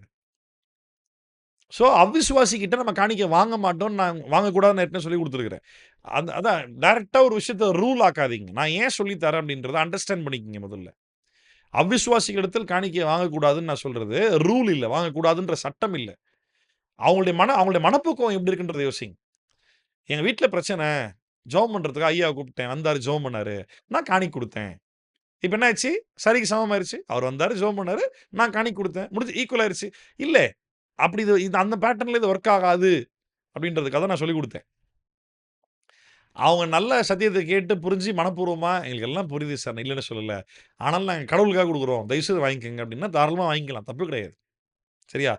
ஆனா நான் நான் ஏன் அத லாஸ்ட் டைம் பேசும்போது ரொம்ப வலியுறுத்தி அவிசுவாசிகள்ட்ட வாங்கக்கூடாதுன்னு நான் ஏன் அவ்வளோ ஸ்ட்ரிக்ட்டா நான் போதிச்சேன் அப்டின்னா, நான் சொல்லிக் குடுத்தது நல்லா அந்த கான்டெக்ஸ்ட்ட கவனிங்க. என்ன அப்டின்னா, இன்னைக்கு இருக்கக்கூடிய சபைகள்ல சர்ச் வாசல்ல கேட்டுக்கு வெளிய செவுரோட பதிச்சு வச்சிருக்காங்க காணிக்கை பெட்டி. எதுக்கு? காசுக்காகயா? எவனோ அவிசுவாசி இயேசுவ ஏத்துக்க மாட்டான். ரட்சிக்கப்பட மாட்டான். செத்தா பரலோகம் போமாட்டான். ஆனா, அவன் சர்ச்சுல போய் காணிக்கை போட்டு வருவான்.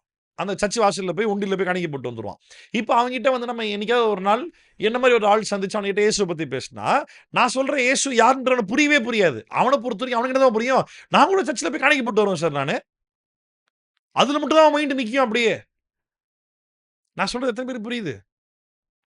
அது மட்டும் தான் அவன் மைண்ட்ல நிக்கும். நான் கூட சர்ச்சுக்குலாம் போய் காணிக்கை போடுவேன் சார் அப்டின்ட்டு அவனும் நம்ம கூட சேர்ந்து ஒரு பாயிண்ட் பேசுவானே தவிர அதெல்லாம் ஆண்டவர் ஏத்துக்கிறதே இல்லடா. அது அவசியமே இல்ல. அத அவர் உன்ட்ட கேட்கவே இல்ல.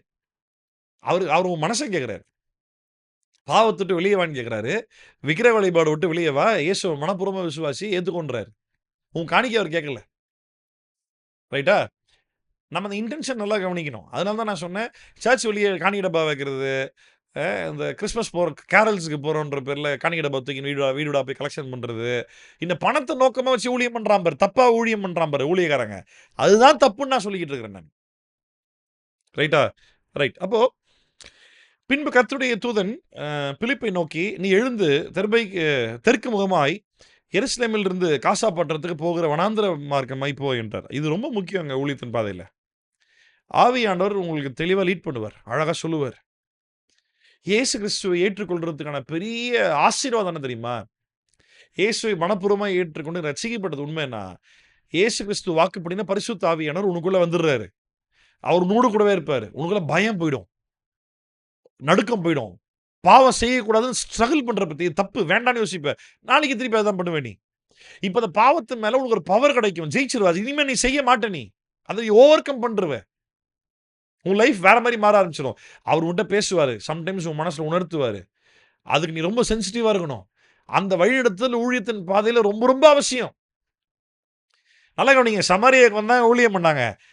அங்க சமாரியர்கள் ரட்சிக்கப்படுறாங்கன்றது கேள்விப்பட்டு பேதுரும், யோவானும் சமாரியால வந்து பார்க்குறாங்க. அவங்களும் அங்க ஊழியம் பண்றாங்க. கிராமம் கிராமமா போய் எல்லாரும் இயேசுவ பத்தி சொன்னாங்க. விசுவாசி ஏராளமான பேருக்கு ஞானஸ்நானம் குடுத்தாங்க. அப்புறம் திருப்பி என்ன பண்ணாங்க? திருப்பி எல்லாம் எருசலேம் போய்ட்டாங்க. இப்ப எருசலேம் போயிட்ட பிறகு பிலிப்புக்கு ஆண்டவர் மறுபடியும் பேசுறார். "டேய் இந்த தெற்கு முகமா போடா. தெற்கு வழிய நோக்கி போடா. காசா பட்டணத்த நோக்கி போ. வனாந்திர வழியா அப்படி போ" அப்படின்றாரு. ஏன்னு கேள்விலாம் கேட்கல. அவனும் போனான். அந்தபடி அவன் எழுந்து போனான். அப்பொழுது எத்தியோப்பியருடைய ராஜஸ்திரியாகிய கந்தாகே என்பவளுக்கு மந்திரியும், அவளுடைய பொக்கிஷம் எல்லாவற்றுக்கும் தலைவனாயிருந்த எத்தியோப்பியனாகிய ஒருவன் பணிந்து கொள்ளும்படி எருசலேமுக்கு வந்தான். இவன் ஆக்சுவலா யூதனா அப்படின்றது தெரியாது. ஆனா இன்னைக்கு எத்தியோப்பியா நாடு இருக்குதுல்ல, அந்த எத்தியோப்பிய நாடுல ராணி இருக்கிறா. அந்த ராணியுடைய பேர் வந்து கந்தேகா. Court official of Candace. அந்த ராணியுடைய அரசவையில இவன் எனக்கு என்ன பதவி, என்ன மந்திரி அப்படின்னா, இவன் ஒரு ட்ரெஷரர். பொருளாதாரத்தை ஹேண்டில் பண்ணக்கூடிய ஒரு மந்திரி. உங்களுக்கு தெரியுமா? எல்லா செய்திகளையும் பொருளாதார செய்தி தான் தீர்மானிக்குதுன்றது தெரியுமா? தெரியுமா தெரியாதா? எக்கானமி தான் இங்க எல்லா செய்தியுமே தீர்மானிக்குது. மறந்துடாதீங்க. பொருளாதாரம் தான் இங்க நீ டிவில பார்க்குற எல்லா நியூஸையும் டிசைட் பண்றது பொருளாதாரம் தான். அப்ப பொருளாதாரத்த ஹேண்டில் பண்றவனுக்கு எல்லா நாட்ட குறித்த எல்லா ஞானமும் இருக்கும். அவன் வந்துட்டு எருசலேம்ல வந்துட்டு ஆண்டவர தொழுது கொள்றதுக்கு தான் வந்திருக்கிறான். இப்ப அவன் ஆண்டவர தேடி வந்தது உண்ம. ஆனா ஆண்டவர் நமக்காய் பூமியில அனுப்பிய இயேசு யாருன்றது அவனுக்கு தெரியாது. அதுக்காகவே ஆவியானவர் பிலிப்பு அழகா லீட் பண்ணி அங்க கொண்டு போறாரு. அவனும் போறான். ஊருக்கு திரும்பி போகும்போது, தன் ரதத்திலே உட்கார்ந்து ஏசாயா தீர்க்கதரிசியின் ஆகமத்தை வாசித்துக் கொண்டிருந்தான். ஏசாயா தீர்க்கதரிசன புஸ்தகத்த அவன் வாசிச்சுட்டு இருக்கான். ஆவியானவர் பிலிப்பு கிட்ட பேசுறார். நீ போய் அந்த ரதத்தினோட சேர்ந்து கொள் என்று பிலிப்பு உடனே சொன்னார். அப்படின்னா ஓடி போய் ரதத்துல ஏற முடியாது. ரதம் ரொம்ப வேகமா போகல. ரதம் நிதானமா போய்க்கிட்டு இருக்கு. ஊருக்கு திரும்பி போறான். படிச்சுட்டே போயிட்டு இருக்கிறான் ரதத்துல. பிலிப்பு வேகமா போய் அந்த ரதத்துக்கு கூடவே நடந்து போறான். என்ன பண்றாரு இவர்? ஆண்டவர் ஏன் அவர் கூட சொல்றாரு? அப்படின்ட்டு பிலிப்புக்கு ஸ்டெப் பை ஸ்டெப் ஆவியானவர் லீட் பண்றாரு. ஊர்ல இருந்து கிளம்பி வாடான்னாரு.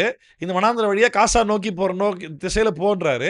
போய்கிட்டே இருக்கும்போது அங்க இந்த மந்திரி எருசலேம்ல போய் தொழுது கொண்டு திருப்பி வந்துகிட்டு இருக்கிறான். அப்ப ஆவியானவர் சொல்றாரு, அவன் அவன் ரதத்த நோக்கி கூட போ, அப்படியே கூடயே போ. இவனும் கூடயே போய் கேட்கறான். அதோ வாசிக்கிற சவுண்ட் என்ன வாசிக்கிறாரு? அப்படி கேட்க ட்ரை பண்றான். கேட்கறப்போ ஏசாயா தோல் சொல்லி வாசிக்கிறாரு. அப்போ வந்துட்டு பிலிப்பு கேட்கறான். 31 பாரு. அதற்கு அவன் 30வது வசனம். அப்பொழுது பிலிப்பு ஓடிப் போய் சேர்ந்து அவன் ஏசாயா தீர்க்கதரிசியின் ஆகமத்தை வாசிக்கிறதை கேட்டு, நீர் வாசிக்கிறவைகளின் கருத்து உமக்கு தெரியுமா? கீழ இருந்து கேட்கிறான். சார் வாசிக்கிறீங்களே புரியுதா உங்களுக்கு? ஜென்ரலா சும்மா ஜாலியா இன்டராக்ட் பண்ற மாரி சாதாரணமா அப்படியே கேட்கிறான். தெரியுமா என்றான். அதற்கு அவன், ஒருவன் எனக்கு தெரிவிக்காவிட்டால் அது எனக்கு எப்படி தெரியும் என்று சொல்லி, பிலிப்பு ஏறி தன்னுடனே உட்காரும்படி அவனை வேண்டிக் கொண்டான்.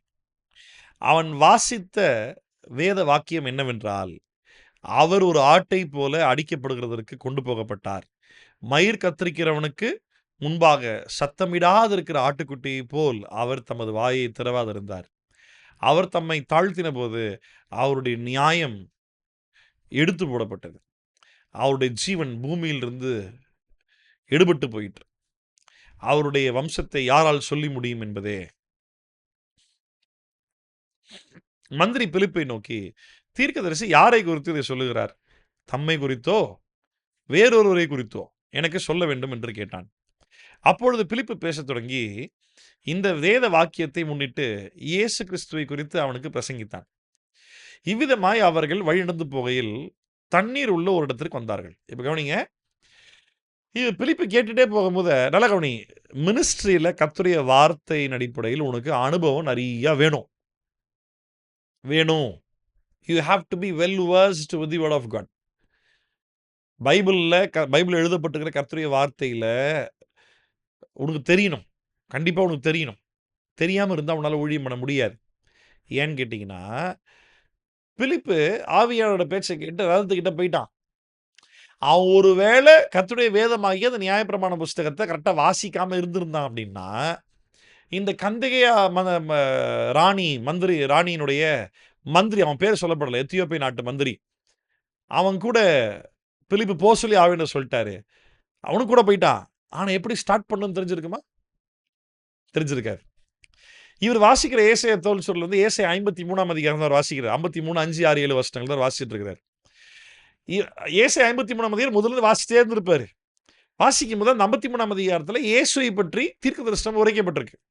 இது இவன் காதுல கேட்கும்போது, இப்ப புரிஞ்சிச்சு ஆவியானவர் ஏன் லீட் பண்றாருன்னு. கரெக்ட்டா கொண்டு வந்துக்கிறாரு. இப்ப நம்ம பேசலாம். ஏன்னா இந்த வசனம் எனக்கு தெரியும்.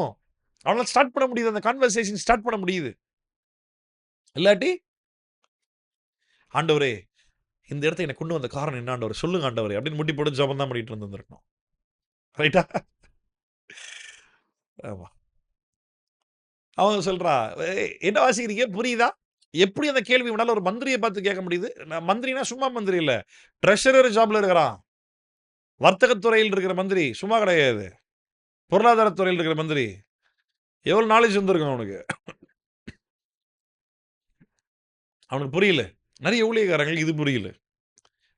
நீ உலக பிரகாரமா எவ்வளவு நாலெட்ஜபிளா நீ இருந்தாலும், கர்த்தருடைய வார்த்தைய உனக்கு சொல்லிக் குடுக்குறதுக்கு ஒரு ஆள் இல்லன்னா, உனக்கு புரியவே புரியாது. 1 உன் சொந்த ஞானத்தில புத்தி இல்ல. அப்படியே தேடி புடிச்சு எதனா வாசிச்சு நீயாவே புரிஞ்சுக்க ட்ரை பண்ணாலும், சரியான முறைப்படி நீ புரிஞ்சுக்க மாட்ட. ஏடா கூடமா மாத்தி மாத்தி தப்பு தப்பா புரிஞ்சுக்குவ. அதுல சரியா புரிஞ்சுக்கிறது இருந்திருக்கும். நெறைய விஷயம் தப்பாவும் புரிஞ்சுட்டு இருந்திருப்ப. போதிக்கிற போதகருடைய அவசியம் இதுதான். என்னதான் அவன் மந்திரியா இருந்தாலும், அவனுக்கு சொல்லி தர்றதுக்கு பிலிப்பு அங்க தேவைப்பட்டார். இனி அநேகர் காது குடுத்து உட்கார்ந்து கவனமா கேட்டு, சிந்தனைய சிதற விடாம, we have to sit and study உட்கார்ந்து படிக்கணும், கவனிக்கணும், லேர்ன் பண்ணணும். அதுல இன்னும் நெறைய பேர் இல்ல. நெறைய பேர் இப்படி கிடையாது. அப்படியே சமைச்சுனே ஒரு பக்கம் ஃபோன்ல போட்டு விட்டு கேட்டுனுக்கிறது. எதனா ஒண்ணு வேலை பார்த்துன்னே எதனா ஒண்ணு பண்ணுகிறது. எந்த அளவுக்கு கர்த்தருடைய வார்த்தைக்கு முக்கியத்துவம் குடுக்குறாங்க கேளு. யோசிச்சு பாரு. கர்த்தருடைய வார்த்தைக்கு முக்கியத்துவம் குடு. உட்கார்ந்து படி, கவனி. இந்த எங்களுக்கு சீமோன் சம்பவம் தெரியும் பாஸ்டர். பிலிப்புடைய சம்பவம் தெரியும் பாஸ்டர். என்ன தெரியும்? சரி தெரிஞ்சா இப்ப என்ன இப்போ? ஒவ்வொரு முறையும் அதில இருக்கிற சத்தியத்த வாசிக்கும் பொழுது, ஆண்டவர் நம்மகிட்ட இடைப்படுற விதங்கள் வெவ்வேறு விதத்தில் இருக்குது. பல விதங்கள்ல பல காரியங்கள கர்த்தர் புரிய வைக்கிறார். ஆமா. அப்ப பிலிப்பு எல்லாம் சொல்லிக் குடுக்குறான். எப்பா அது யார பத்தி சொல்லப்பட்டிருக்கு தெரியுமா? இயேசுவ பத்தி தாங்க சொல்லிக்குதுங்க. அவர் மரித்தவர் இவரு தாங்க அவரு அப்படின்னு சொல்லிட்டு, அழகா இயேசுவ பத்தி சொல்றான். அப்ப இவ அப்படியே பேசிட்டே போயிட்டு இருக்கும்போது, ம் ஒரு இடத்துக்கு வராங்க. அங்க தண்ணி இருக்கு. அப்பொழுது மந்திரி நல்லா கவனி. அவன் எந்த அளவுக்கு சத்தியத்த கரெக்ட்டா சொல்லியிருந்தானா, புரியிற மாரி தெளிவா சொல்லியிருந்தானா, அந்த மந்திரி திருப்பி ரெஸ்பாண்ட் பண்றான். இங்க பாருங்க தண்ணி இருக்குதுங்க. அப்ப நான் ஞானஸ்நானம் எடுத்துக்கலாம்ல? என்ன?" அப்படின்னு சொல்லி மந்திரியே கேட்கிறான். அப்பொழுது மந்திரி, "இதோ தண்ணீர் இருக்கிறது. நான் ஞானஸ்நானம் பெறுகிறதற்கு தடை என்ன?" என்றான். அதற்கு பிலிப்பு, "நீர் முழு இருதயத்தோடு விசுவாசித்தால் தடை இல்லை" என்றான். அப்பொழுது அவன், "இயேசு கிறிஸ்துவே தேவனுடைய குமாரன் என்று விசுவாசிக்கிறேன்" என்று சொல்லி கவனிச்சீங்களா? நீ முழு இருதயத்தோடு விசுவாசிச்சீன்னா, தாராளமா ஞானஸ்நானம் எடுத்துக்கலாம். அதுக்கு அவன் சொல்றான், "நான் உண்மையாவே இயேசு கிறிஸ்து தேவகுமாரன்னு விசுவாசிக்கிறேன்." தேவகுமாரன் அப்படின்பது தேவன் தான். ஆமா, தேவகுமாரன் ஒண்ணு குட்டியா நினைக்காத. தேவனோட கம்மியா நினைக்காத. தேவகுமாரன் என்பதே தேவன் தான், கடவுள் தான். சரியா? ஆமா, தேவகுமாரன் என்று விசுவாசிக்கிறேன் என்று சொல்லி, ரதத்தை நிறுத்த சொன்னான். அப்பொழுது பிலிப்பும் மந்திரியும் ஆகிய இருவரும் தண்ணீரில் இறங்கினார்கள். பிலிப்பு அவனுக்கு ஞானஸ்நானம் கொடுத்தான். அவர்கள் தண்ணீரில் இருந்து கரையேறின பொழுது, இங்க இன்னொரு மிராக்கிள் பாரு. கர்த்தருடைய ஆவியானவர் பிலிப்பை கொண்டு போயிட்டார். எப்படி? பாவம் அந்த மந்திரிக்கு என்ன நடந்திருக்குன்னே புரியுது. நல்லா கவனிங்க. இது நான் திருப்பி திருப்பி யோசிச்சேன். ஏன் இப்படி ஒரு சம்பவத்த ஆண்டவர் செய்யணும்? இது எவ்வளவு பெரிய மிராக்கிள். பிலிப்பு ஆவியானவர் அந்த இடத்த விட்டு ஒரு செகண்ட்ல அப்படி தூக்கிட்டு போயிட்டாப்ல. தண்ணீல இருந்து 2 பேர் மேல ஏறி வந்தவன பார்த்தா அவன காணோம் அவன. இப்படி ஒரு சம்பவத்த எங்கேயும் பெருசா பண்ணது இல்லையே ஆண்டவரு. இங்க இந்த இந்த மந்திரியுடைய சம்பவத்துல, பிலிப்புடைய சம்பவத்துல ஏன் இப்படி ஆண்டவர் பண்ணணும்? சீஷர்கள்ல கொஞ்சம் ஒரு தலைமைத்துவத்தில் இருக்கிற சீஷரா பேதுருவ நம்ம கன்சிடர் பண்றோம். பேதுருவுக்கு கூட இப்படி ஒரு சம்பவத்த ஆண்டவர் பண்ணது இல்லையே. அ இயேசுவை நேர்ல பார்க்காத பிலிப்பு, சீஷர்களை கண்டு விசுவாசிச்சு ஏற்றுக்கொண்டு, சீஷர்களால் தலைமைத்துவத்தில வந்து இயேசுக்காக ஊழியம் பண்ணி, அப்படியே அடுத்த தலைமுறையில வந்த பிலிப்பு. பிலிப்ப இப்படி ரெகுலரா கூட இல்ல. ரெகுலரா பிலிப்ப இப்படி பயன்படுத்தல. ரெகுலராவே ஆவியானவர் தான் பிலிப்ப டிரான்ஸ்போர்டேஷனுக்கு உதவி செஞ்சாரு. இல்ல, இல்ல, இல்ல. இந்த ஒரு சம்பவத்தில மட்டும் தான். ஏன் திருப்பி திருப்பி யோசிச்சேங்க. அப்பதான் ஆண்டவர் ஒரு விஷயத்த புரிய வச்சாரு. பிலிப்பு அங்க காஸ்பல் சொன்னது சாதாரண ஆளுக்கு இல்ல, ஒரு மந்திரிக்கு. அந்த நேரத்துல எனக்கு ரொம்ப கன்வின்சிங்கா இருந்திருக்கும். ஏற்றுக்கொண்டு இருப்பான். பேப்டிசம் எடுத்துருவான். இனிமே அவன் திருப்பி போயிட்டு, அவன் நாட்டினுடைய அதிகாரத்திலிருந்து அவன் பல காரியங்கள பார்க்க போறான். அதுல மேபி இவனுக்கு இந்த சம்பவம் ரொம்ப அற்பமா தெரிய வாய்ப்பு இருக்கும். கவனிக்கிறீங்களா? மேபி அ அந்த மந்திரிக்கு பிலிப்போடு கூட நடந்த அந்த சம்பவம் ரொம்ப அற்பமா தெரிய வாய்ப்பு இருக்கும். அலட்சியப்படுத்தி அவன் பின்வாங்கி போக கூட வாய்ப்பு இருக்கு. பிலிப்பு சொன்ன எத மறந்தால் இப்ப நல்லா கவனிங்க. நம்ம இந்த மார்க் 16ஆம் அதிகாரம் கடைசி வசனம். சீஷர்கள் கர்த்தருடைய வார்த்தையை பேசினாங்க. இவர்கள் பேசின வசனத்தை உறுதிப்படுத்துவதற்காக ஆண்டவர் அவர்களோடு கூட இருந்து அடையாளங்களினாலும், அற்புதங்களினாலும் அந்த வசனங்களை உறுதிப்படுத்தினாராம். சாதாரண மக்களுக்கு பாருங்க, சமாரியா போனாங்க, கிராமமா ஊழியம் பண்ணாங்க, இயேசுவ பத்தி பயங்கரமா பேசினா, அங்க நெறைய அற்புதம் நடந்தது. திமிர்வாதக்காரன் எழுந்தான், வியாதியஸ்தன் சுகமானான், பிசாசு பிடிச்சவன் அலறி கத்தி விடுதலை ஆகில அநேகர் இயேசுவை ஏற்றுக்கொண்டாங்க. ஆனா பிலிப்பு ஆவியானவர மறைய வைக்கல. அப்படியே படக்குன்னு மறைச்சு தூக்கிட்டு போயிரல. இதே போல ஆவியானவர் பைபிள்ல இன்னொரு நபருக்கும் இப்படி ஒரு சம்பவம் பண்ணியிருக்காரு. யார் தெரியுமா? ஆவியானவர் அந்த நபரை அந்த இடத்துல அப்படியே தூக்கிட்டு போயிட்டார். இதே போல பைபிள்ல இன்னொரு நபருக்கு நடந்திருக்கு. எலியாவுடைய சம்பவத்துல இதே மாரி தான். ஆவியானவர் அவன தூக்கிட்டு போயிடுவாரு. சரி, அப்புறம் இப்ப இப்ப நான் யோசிச்சேன் நானு. ஏன் பிலிப்ப கொண்டு இந்த சம்பவத்துல பண்ணணும்? ஒரு விஷயம், பிலிப்பு பேசிய வசனங்களையும், பிலிப்பு அந்த ஏசாயா 53ஆம் அதிகாரம் அந்த கந்தேய மந்திரி, அவன் ஒரு யூனக். தமிழ் ப வ மொழிபெயர்ப்புல அது இருக்கான்னு தெரியல. இல்ல. ஆங்கில மொழிபெயர்ப்புல தெளிவா இருக்கும். ஒரு ராஜா அரண்மனை இருக்கும். ராணி அரண்மனை இருக்கும். ராணியுடைய அரண்மனையில வந்துட்டு போர் சேவகர்கள் கண்டிப்பா பெண்கள வைக்க முடியாது காவலுக்கு. ஆண்கள தான் வைப்பாங்க. ராஜா நெனைக்கிறப்ப தான் வருவாரு, வந்து போவாரு. அந்த காலத்தில ராணிகளையும் ரொம்ப நம்ப முடியாது. எல்லாரையும் இல்ல. அந்த மாரி சம்பவங்கள் நடந்திருக்கு. அதனால என்ன பண்ட்டாங்க, ராணியுடைய அரண்மனையை காவல் காக்கிற காவலர்களை அடிச்சுருவாங்க. ஆண்மைத்தன்மை இழக்கிற மாரி பண்ருவாங்க. தெரியுமா? அவங்கள தான் யூனக்குன்னு சொல்லுவாங்க. இவன் போயிட்ட பிறகு எத மறந்தாலும் மறக்கலனாலும், மேபி பிலிப்பு கூட பேசினது, இவன் வாசிச்ச ஏசாயா 53ஆம் அதிகாரம், அதிலிருந்து பிலிப்பு வந்து அழகா சொன்னது, அத கேட்டு இவன் கீழ்ப்படிஞ்சு அங்கேயே ஞானஸ்நானம் எடுத்தது. இது ஜஸ்ட் அவன் வாழ்க்கையினுடைய பல சம்பவங்கள்ல இதுவும் ஒரு சம்பவமா அவன் மறந்துறக்கூடாது. ஜலத்துலருந்து கரையேறுன உடனே பார்த்தா பிலிப்ப காணோம். ஐய்யய்யோ! டேய் எங்கடா போனா அவன்? இத அவன் கடைசி வரைக்கும் மறக்க மாட்டான். நான் எப்படி தெரியுமா யோசிக்கிறேன்? இந்த இந்த இந்த நாட்டுடைய மந்திரிக்கு கடைசி வரைக்கும் இது புரியாத புதிரா இருந்திருக்கும். என்கிட்ட வந்து பேசினது மனுஷனா? இல்ல மனித உருவத்துல தூதனே யாருனா வந்தாங்களா? அந்த விஷயத்த அவன் கண்டிப்பா மறந்திருக்கவே மாட்டான். நான் தான் திருப்பி திருப்பி யோசிச்சேன். ஏன் இந்த சம்பவத்துல மட்டும் கர்த்தர் இப்படி அனுமதிச்சிருந்திருக்கணும் அப்படின்னு பார்த்தேன். இத ஒண்ண தவிர்த்து யோசிக்க வேற வேற வேற வழியே இல்ல. அவன் மறந்திருக்கவே மாட்டான். 2வது வசனம் நிறைவேறுது. நான் சொன்ன அந்த மார்க் 16ஆம் அதிகாரம் கடைசி வருஷத்துல. ஆமா. கர்த்தருடைய வார்த்தைய அவங்க பேசினாங்க. கர்த்தர் அவர்களோடு கூட இருந்து அதிசயங்களாலும், அற்புதங்களினாலும் அவர்கள் பேசின வார்த்தைகளை கர்த்தர் உறுதிப்படுத்தினார். அவர்கள் தண்ணீரிலிருந்து கரையேறின பொழுது, கர்த்தருடைய ஆவியானவர் பிலிப்பை கொண்டு போய் விட்டார். மந்திரி அப்புறம் அவனை காணாமல் சந்தோஷத்துடனே தன் வழியே போனான். பிலிப்பு ஆசோத்திலே காணப்பட்டு அவ்விடத்திலிருந்து பிரயாணம் பண்ணி செசரியாவுக்கு வருகிற வருக வருகிற வரையில் சகல பட்டணங்களிலும் சுவிசேஷத்தை பிரசங்கித்துக் கொண்டு வந்தான். பார்த்தீங்களா? எல்லா இடத்துலயும் சுவிசேஷத்தை பத்தி பிரசங்கம் பண்ணே வரான். இங்க பேதுரு வரைக்கும் பார்த்தோம். மறுபடியும் பேதுருவ பத்தி இன்னும் நெறைய சம்பவங்கள் நம்ம வாசிக்க போறோம். பேதுருடைய ஊழியங்கள் பத்தி, மற்ற காரியங்கள் பத்தி. அடுத்த அதிகாரத்தில பவுலுடைய மனம் திரும்புதல்ல இருந்து ஸ்டார்ட் ஆக போகுது. அப்படியே பேதுருவிலிருந்து பவுலுக்குள்ள ஒரு டிரான்சிஷன் நடக்க போகுது. படிக்க போறோம், வாசிக்க போறோம். ஸோ நம்ம இன்னைக்கு மெயினா கற்றுக்கொண்ட முக்கியமான சம்பவங்கள் என்ன அப்படின்னா, சபைகள் துன்பப்படுத்தப்படும் பொழுது மறிக்கணும்னு முடிவு பண்ணவன் மறிக்க தயாரா இருந்தான். அந்த இடத்த விட்டு ஓடி போய் இன்னும் அநேகருக்கு சுவிசேஷம் சொல்லணும் அப்படின்னு நினைச்சவன் ஓடி போய் இயேசுவுக்காக சுவிசேஷம் சொன்னான். அதைத் தொடர்ந்து பிலிப்பு மூலமாய் கர்த்தர் செய்த அற்புதங்கள். இவங்களுடைய நல்லா கவனிங்க. பிலிப்புன்ற ஒரு நபருடைய ஊழியம் எந்த அளவுக்கு பிரஸ்தாபப்பட்டிருந்திருக்கும், எந்த அளவுக்கு ரீச் ஆயிருக்கும். பேதுருவும், யோவானும் எருசலேமில் இருக்கிறவர்களால் அனுப்பப்பட்டு வந்து பார்க்குற அளவுக்கு எருசலேமில் இருக்கக்கூடிய மற்ற ஊழியர்கள் அனுப்பப்பட்டு தயவு செய்து போய் பாருங்க. அங்க பயங்கரமா அவன் பண்றானாமான்னு. காரணம் என்ன தெரியுமா? நான் ஏற்கனவே சொன்ன மாரி இவனுடைய அர்ப்பணிப்பு. Complete commitment devoted to the gospel. சுவிசேஷத்துக்கு அவன் எடுத்த அர்ப்பணிப்பு. அங்க இருக்கிறவனுக்கு என்ன சொன்னா புரியும்ன்றதுனால, ஆவியின் பயணத்துல அவன் பேசும்பொழுது அங்க இருக்கிறவங்க எல்லாரும் கவனிச்சாங்க. கர்த்தர் கிரியை செஞ்சார். அ அது ரொம்ப முக்கியம் ஊழியத்துல. அத தொடர்ந்து போயிட்டு திருப்பி ரிட்டர்ன் எருசலேம் போயிட்டாங்க. அப்பாடி! ஊழியம் முடிச்சாச்சுப்பா. அடுத்த ஊழியம் அப்புறம் பார்த்துக்கலாம். அப்படின்னு ரெஸ்ட் எடுக்கல. திருப்பி ஆவியானவர் சம்மந்தம் இல்லாம எழுந்து போன்றாரு. எழுந்து போறான். வனாந்தர வழியா சொல்லு. வனாந்தர வழியா போறான். அங்க பார்த்தா மந்திரிய மீட் பண்றதுக்காக. நல்லா கவனிங்க. ஒரு ஊருக்கே ஊழியம் பண்ணவன், ஒருத்தனுக்கு ஊழியம் பண்றதுக்காக கர்த்தர் அனுப்புறாரு. இல்ல எவ்வளவு பெரிய ஒரு அற்புதமான காரியம் பாருங்க. கிராமமா போய், ஊரா போய் வியாதியஸ்தர்கள், திமிர்வாதக்காரர்கள் அங்க கூடி வந்து எல்லாரும் ஒருமனப்பட்டு பெரியப்ப சொன்னத கேட்கறாங்க. பிரதர் எத்தன பேர் வருவாங்க மீட்டிங்க்கு?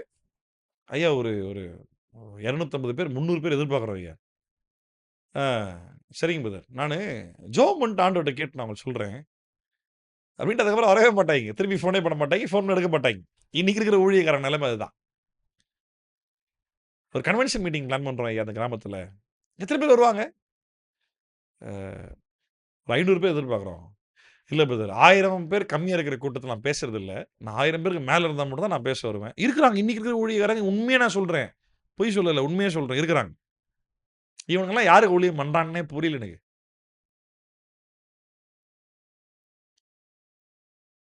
பிலிப்புடைய சம்பவத்த பாருங்களேன். சமாரியால எவ்ளோ ரட்சிப்பு, எவ்ளோ அற்புதங்கள் நடக்குது. திருப்பி அந்த அந்த மந்திரின்ற ஒரு மனிதனுக்காக ஆவியானவர் போ சொல்றாரு. அவனும் அ அந்த மந்திரிக்காகன்னு சொல்லல. ஆவியானவர் போன்ட்டாரு போயிட்டான். போடா அப்டின்றாரு. போறேன். ஒரு ஊரே இருக்கா பேசு. ஒருத்தன் மட்டும் இருக்கிறானா பேசு. உனக்கு எத்தன பேருன்றதெல்லாம் கணக்கே கிடையாதுங்க. சுவிசேஷம் பேச தயாரா? பேசு. அவ்வளதான். என்னைக்குமே ஊழியத்தின் பாதையில பெருமை வரக்கூடாது. என்னைக்குமே ஊழியத்தின் பாதையில எதிர்பார்ப்புகள் இருக்கக்கூடாது. என்னைக்குமே ஊழியத்த பிசினஸா பண்ணக்கூடாது. என்னைக்குமே ஊழியத்த காசுக்காக, வருமானத்துக்காக பண்ணக்கூடாது. என்னைக்குமே ஊழியத்த மக்கள அடிமைத்தனப்படுத்துறதுக்காக, லாபத்திற்காக, உன்னுடைய அதிகாரத்த தக்க வச்சுக்கிறதுக்காக பண்ணக்கூடாது. ஊழியத்த ஊழியமா மட்டுமே பண்ணணும். ஊழியக்காரன்னா வேலைக்காரன்னு அர்த்தம். கர்த்தருக்காக வேலை செய்ற நீ. அந்த அர்ப்பணிப்பு முதல்ல வேணும் உனக்கு. அத ஒருபோதும் மறக்காத. நம்ம கத்துக்கிட்ட விலை உயர்ந்த பாடம் இதுதான் 1. 2வது சீமோனுடைய சம்பவத்துக்குள்ள வரும்பொழுது, ஊழியத்துடைய பாதையில உனக்கு ஆஃபர் தருவான் பிசாசு. ஊழியத்துடைய பாதையில உனக்கு வாய்ப்புகள் கிடைக்கும். மாட்டிக்காத. ஊழியத்துல உனக்கு வாய்ப்புகள் தேவையில்ல. கர்த்தர் குடுத்த ஊழியத்த உண்மையா பண்ணா மட்டும் போதும். கவனிக்கிறீங்களா? 2வது முக்கியமான பாடம். 3வது முக்கியமான காரியம். இது நீ கரெக்ட்டா பண்ணீன்னா, இதில நீ கரெக்ட்டா செயல்பட்டீன்னா, உன் மூலமா அநேகர் ரட்சிக்கப்படுவாங்க. அநேக அற்புதங்கள் நடக்கும். அதில நீ செத்து போக கூட வாய்ப்பு இருக்குது. அதுக்கும் தயாராகிக்கோ. ஆமா. கர்த்தர் பயன்படுத்துவார். உன்ன மட்டும் உன் மனசுல, உன் மூளைக்குள்ள பச்சை குத்திரு. அழியாத அளவுக்கு பச்சை குத்தி மூளைக்குள்ள. அ சரீரத்தில பச்சை குத்தக்கூடாது. அதனால மூளைக்குள்ள பச்சை குத்திக்கோ. ஊழியம் என்பது எந்து இல்ல. ஊழியம் என்பது கர்த்தருடையது. ஊழியம் என்பது ஒரு குறுகிய வட்டம் அல்ல. ஊழியம் என்பது உலகமெங்கும் சென்று செய்ய வேண்டிய ராஜ்யத்தின் பணி. அவ்வளதான். மத்த எந்த லாபத்துக்காகவும் பண்ணாது. நம்ம அடுத்த வாரத்தில நம்ம தொடர்ந்து பவுலுடைய சம்பவத்த குறிச்சு நம்ம பவுலுக்கு தெரியாது. ஸ்தேவான கல்லெறிஞ்சு கொல்லும்பொழுது பவுல் ஆத்தரைஸ் கொல்றா கொல்றா அவன. நான் அது முக்கியமான விஷயம் நான் சொல்ல மறந்துட்டேனே. ஐய்யயோ! இயேசுவே நல்ல வேளை. கர்த்தர் நல்லவர். வாங்களேன் 8ஆம் அதிகாரம் முதல் வசனம். 8ஆம் அதிகாரம் முதல் வசனம்.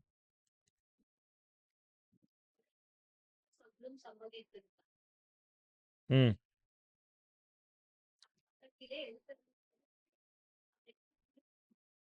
ம்.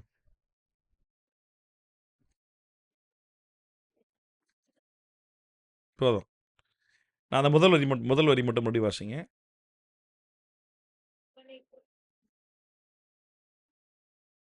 கவனிச்சீங்களா? சவுல் என்ன பண்ணான்னா, தமிழ்ல சம்மதித்திருந்தான் அப்படின்னு ரொம்ப சிம்பிளா போட்டுட்டாங்களே.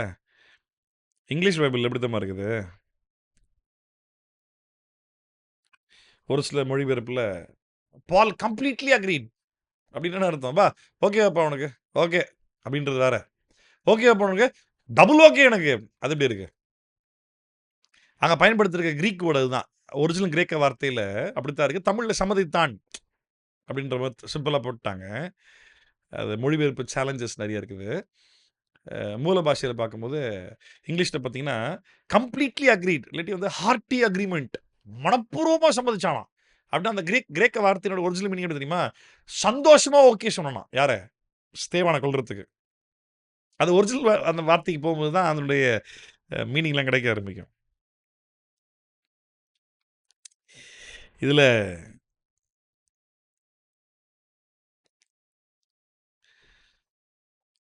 பவுலுக்கு பவுலுக்கு தெரியாது. "டேய் கண்ணா, ஒரே ஒரு சாப்டர் தான் அடுத்து தாண்ட போறோம் நாங்க. நீ ரட்சிக்கப்பட போற." அது பவுலுக்கு அப்ப தெரியாது. ரைட்டா? நம்ம தொடர்ந்து வாசிப்போம். கர்த்தர் நம்மோடு பேசட்டும். சரித்திர புஸ்தகத்திலிருந்து எல்லா தகவல்களும் இல்ல. முக்கியமான தகவல்கள், தேவைப்பட வேண்டிய முக்கியமான சம்பவங்கள். கரெக்ட்டா சொல்லப்பட்டிருக்கு. வாசிப்போம், படிப்போம். ஆவியானவர் நம்மளோட பேசட்டும். கத்துக்குவோம். கர்த்தர் நம்மள நடத்தட்டும். எக்காரணத்த கொண்டும் மனுஷனுக்காக ஊழியம் பண்ணக்கூடாது. கர்த்தருக்காக ஊழியம் பண்ணணும். ஊழியத்தில ஏனோ தானோன்னு பண்ணக்கூடாது. கமிட்மென்ட்டோட பண்ணணும். ஊழியக்காரன் மட்டும் தான் ஊழியம் பண்ணுவான். இல்ல. இயேசுவை விசுவாசிக்கிற ஒவ்வொருவரும் சுவிசேஷ வேலையை செய்யணும். அவனவனுக்கு கொடுக்கப்பட்டிருக்க அழைப்பு, வரங்களின் அடிப்படையில் அவனவன் செயல்பட்டு தான் ஆக வேண்டும். உனக்கு குறிப்பான அழைப்பு புரியலையா? சுவிசேஷ வேலையை செஞ்சுட்டே இரு. அதில யாரெல்லாம் ரட்சிக்கப்படுறாங்களோ அவங்கள கொண்டு வந்து உன் சபையில உன் பாஸ்டர்ட்ட கொண்டு வந்து விடு. உங்க பாஸ்டர் ஏமாத்துற மாரி ஆள் ப ப என்ன சொல்றது? சின்சியரா கம்மிட்டடா பணம் பண்றாருன்ற மாரி இவங்கள யூஸ் பண்ணிக்குவாரு அப்படின்னு தோணுதா? தயவுசெய்து பக்கத்தில வேற எங்கனா ஒரு நல்ல பாஸ்டர்ட்ட கொண்டு போய் விடு. தசமபாகம் வாங்காத பாஸ்டரா கொண்டு போய் விடு. நியாயப்பிரமாணத்த போதிக்காத பாஸ்டரா கொண்டு போய் விடு. இந்த 2 பாயிண்ட் தான் முக்கியம். தசமபாகம் வாங்காம நியாயப்பிரமாணத்த போதிக்காத, கிறிஸ்துவின் உபதேசத்தை போதிக்கிற நல்ல ஒரு போதகர்ட்ட கொண்டு போய் விடு. தேவராஜ்யம் வளரட்டும். கர்த்தர் நாமம் மகிமைப்படட்டும். இது நடந்ததுன்னா கர்த்தர் சீக்கிரம் வந்துருவார். ஆமென். ஜெபம் பண்ணலாமா? பிதாவே, நாங்கள் நன்றியோடு உம்மை துதிக்கிறோம். இந்த நல்ல மாலை வேளைக்காய் உமக்கு நன்றி. கர்த்தர் நீர் நல்லவர். இயேசுவே, நாங்கள் இந்த நாள்ல அப்போஸ்தலர் 7ஆம் அதிகாரத்தில உம்முடைய சீடர்களை கொண்டு கர்த்தர் செய்த அற்புதமான காரியத்தை நாங்க வாசிச்சோம். அதிலிருந்து அநேக காரியங்கள் மூலமாய் ஆண்டவர் நீர் எங்களோடு பேசினீங்க. அதுக்காக நாங்க நன்றி செலுத்துகிறோம் ஆண்டவரே. அப்போஸ்தலர் 8ஆம் அதிகாரத்தில இந்த 8ஆம் அதிகாரம் அதில முக்கியமான அந்த 2, 3 தருணங்கள். எங்களுக்கு ஊழியத்தினுடைய காரியங்கள்ல என்ன ஒரு ஆஃபர், வாய்ப்புகள் எங்கள பிரியப்படுத்தும்படிக்கான காரியங்கள் வந்தாலும், நாங்க அத நோக்கி பணத்துக்காக, பொருளாதாரத்துக்காக அத நோக்கி ஓடாம, கிறிஸ்துவுக்காக, கிறிஸ்துவுக்கு மட்டுமே ஊழியம் செய்ய, மனதை நாங்கள் இப்பொழுதே பக்குவப்படுத்துகிறோம். எங்கள நாங்க பிரிப்பேர் பண்ணிக்கிறோம் ஆண்டவரே. எங்களுடைய சிந்தனைகள நாங்கள் ஒருங்கிணைத்துக் கொள்ளுகிறோம். உமக்காய் மட்டுமே, உமக்கு மட்டுமே ஊழியம் செய்ய. உம்முடைய ஆவியானவருடைய நடத்துதல்ல மட்டுமே நாங்கள் ஊழியம் செய்ய. எங்க மாம்சத்தை பிரியப்படுத்துவதற்காக அல்ல, உம்மை பிரியப்படுத்துவதற்காக. எங்கள் நாமத்தை ஸ்தாபிப்பதற்காக அல்ல, உங்க நாமத்தை உயர்த்தி பிடிப்பதற்காக. மனிதனை பிரியப்படுத்தும்படிக்கு அல்ல, உம்மை பிரியப்படுத்தும்படிக்காக. எங்க ராஜ்யத்தை கட்டுவதற்காக அல்ல, தேவ ராஜ்யத்தை கட்டுவதற்காக. உமக்கு முன்பாக உண்மையான, உத்தமமான ஊழியர்களாய் நாங்கள் நிற்பதற்கு கர்த்தர் கிருபை செய்யும்படி நாங்கள் ஜெபிக்கிறோம். இங்க இருக்கிற ஒவ்வொருவருக்கும் கர்த்தர் உதவி செய்யுங்க. அழைப்பை புரிந்து உமக்காக செயல்பட கர்த்தர் கிருபை தாரும். வந்த ஒவ்வொருவர்களுக்காக நன்றி. கர்த்தர் அனைவரையும் ஆசீர்வதித்து நடத்துவீராக. பெரிய காரியங்களை செய்யுங்க டாடி. எங்களை தாழ்த்துகிறோம், உம் நாமத்தை மட்டும் உயர்த்துகிறோம். இயேசுவின் நாமத்தில் ஜெபிக்கிறோம் எங்கள் ஜீவனுள்ள நல்ல பிதாவே. ஆமென். என் ஆத்துமாவே கர்த்தரை ஸ்தோத்திரி. என் முழு உள்ளமே அவருடைய பரிசுத்த நாமத்தை ஸ்தோத்திரி. என் ஆத்துமாவே கர்த்தரை ஸ்தோத்திரி. கர்த்தர் செய்த சகல உபகாரங்களையும் மறவாதே. அவர் உன் அக்கிரமங்களை எல்லாம் மன்னித்து, நோய்களை எல்லாம் குணமாக்கி, பிராணனை அழிவுக்கு விலக்கி மீட்டு, கிருபையினாலும் இரக்கத்தினாலும் முடிசூட்டி, நன்மையினால் வாயை திருப்தியாக்குகிறார். கழுகுக்கு சமானமாய் உன் வயது திரும்ப வாழ வயது போல் ஆகிறது. ஆமென். ஆசீர்வாதம் பெற்றுக்கொள்வோம். நம் திரியேக தேவனாகிய பிதா, குமாரன், பரிசுத்த ஆவியின் நாமத்தினால் நம் அனைவருக்கும் கிருபையும் சமாதானம், தேவ அன்பும், பரிசுத்த ஆவியானவருடைய அந்யோன்யமும் ஐக்கியமும் இன்றைக்கும் என்றைக்கும் சதா காலங்களிலும் ஆண்டவராகிய இயேசு வரும் வரைக்கும் நம் அனைவரோடும் கூட இருந்து நடத்துவாராக. ஆமென். God bless you. கர்த்தர் ஆசீர்வதிப்பாராக. மாரநாதா. இயேசு சீக்கிரம் வரப்போகிறார்.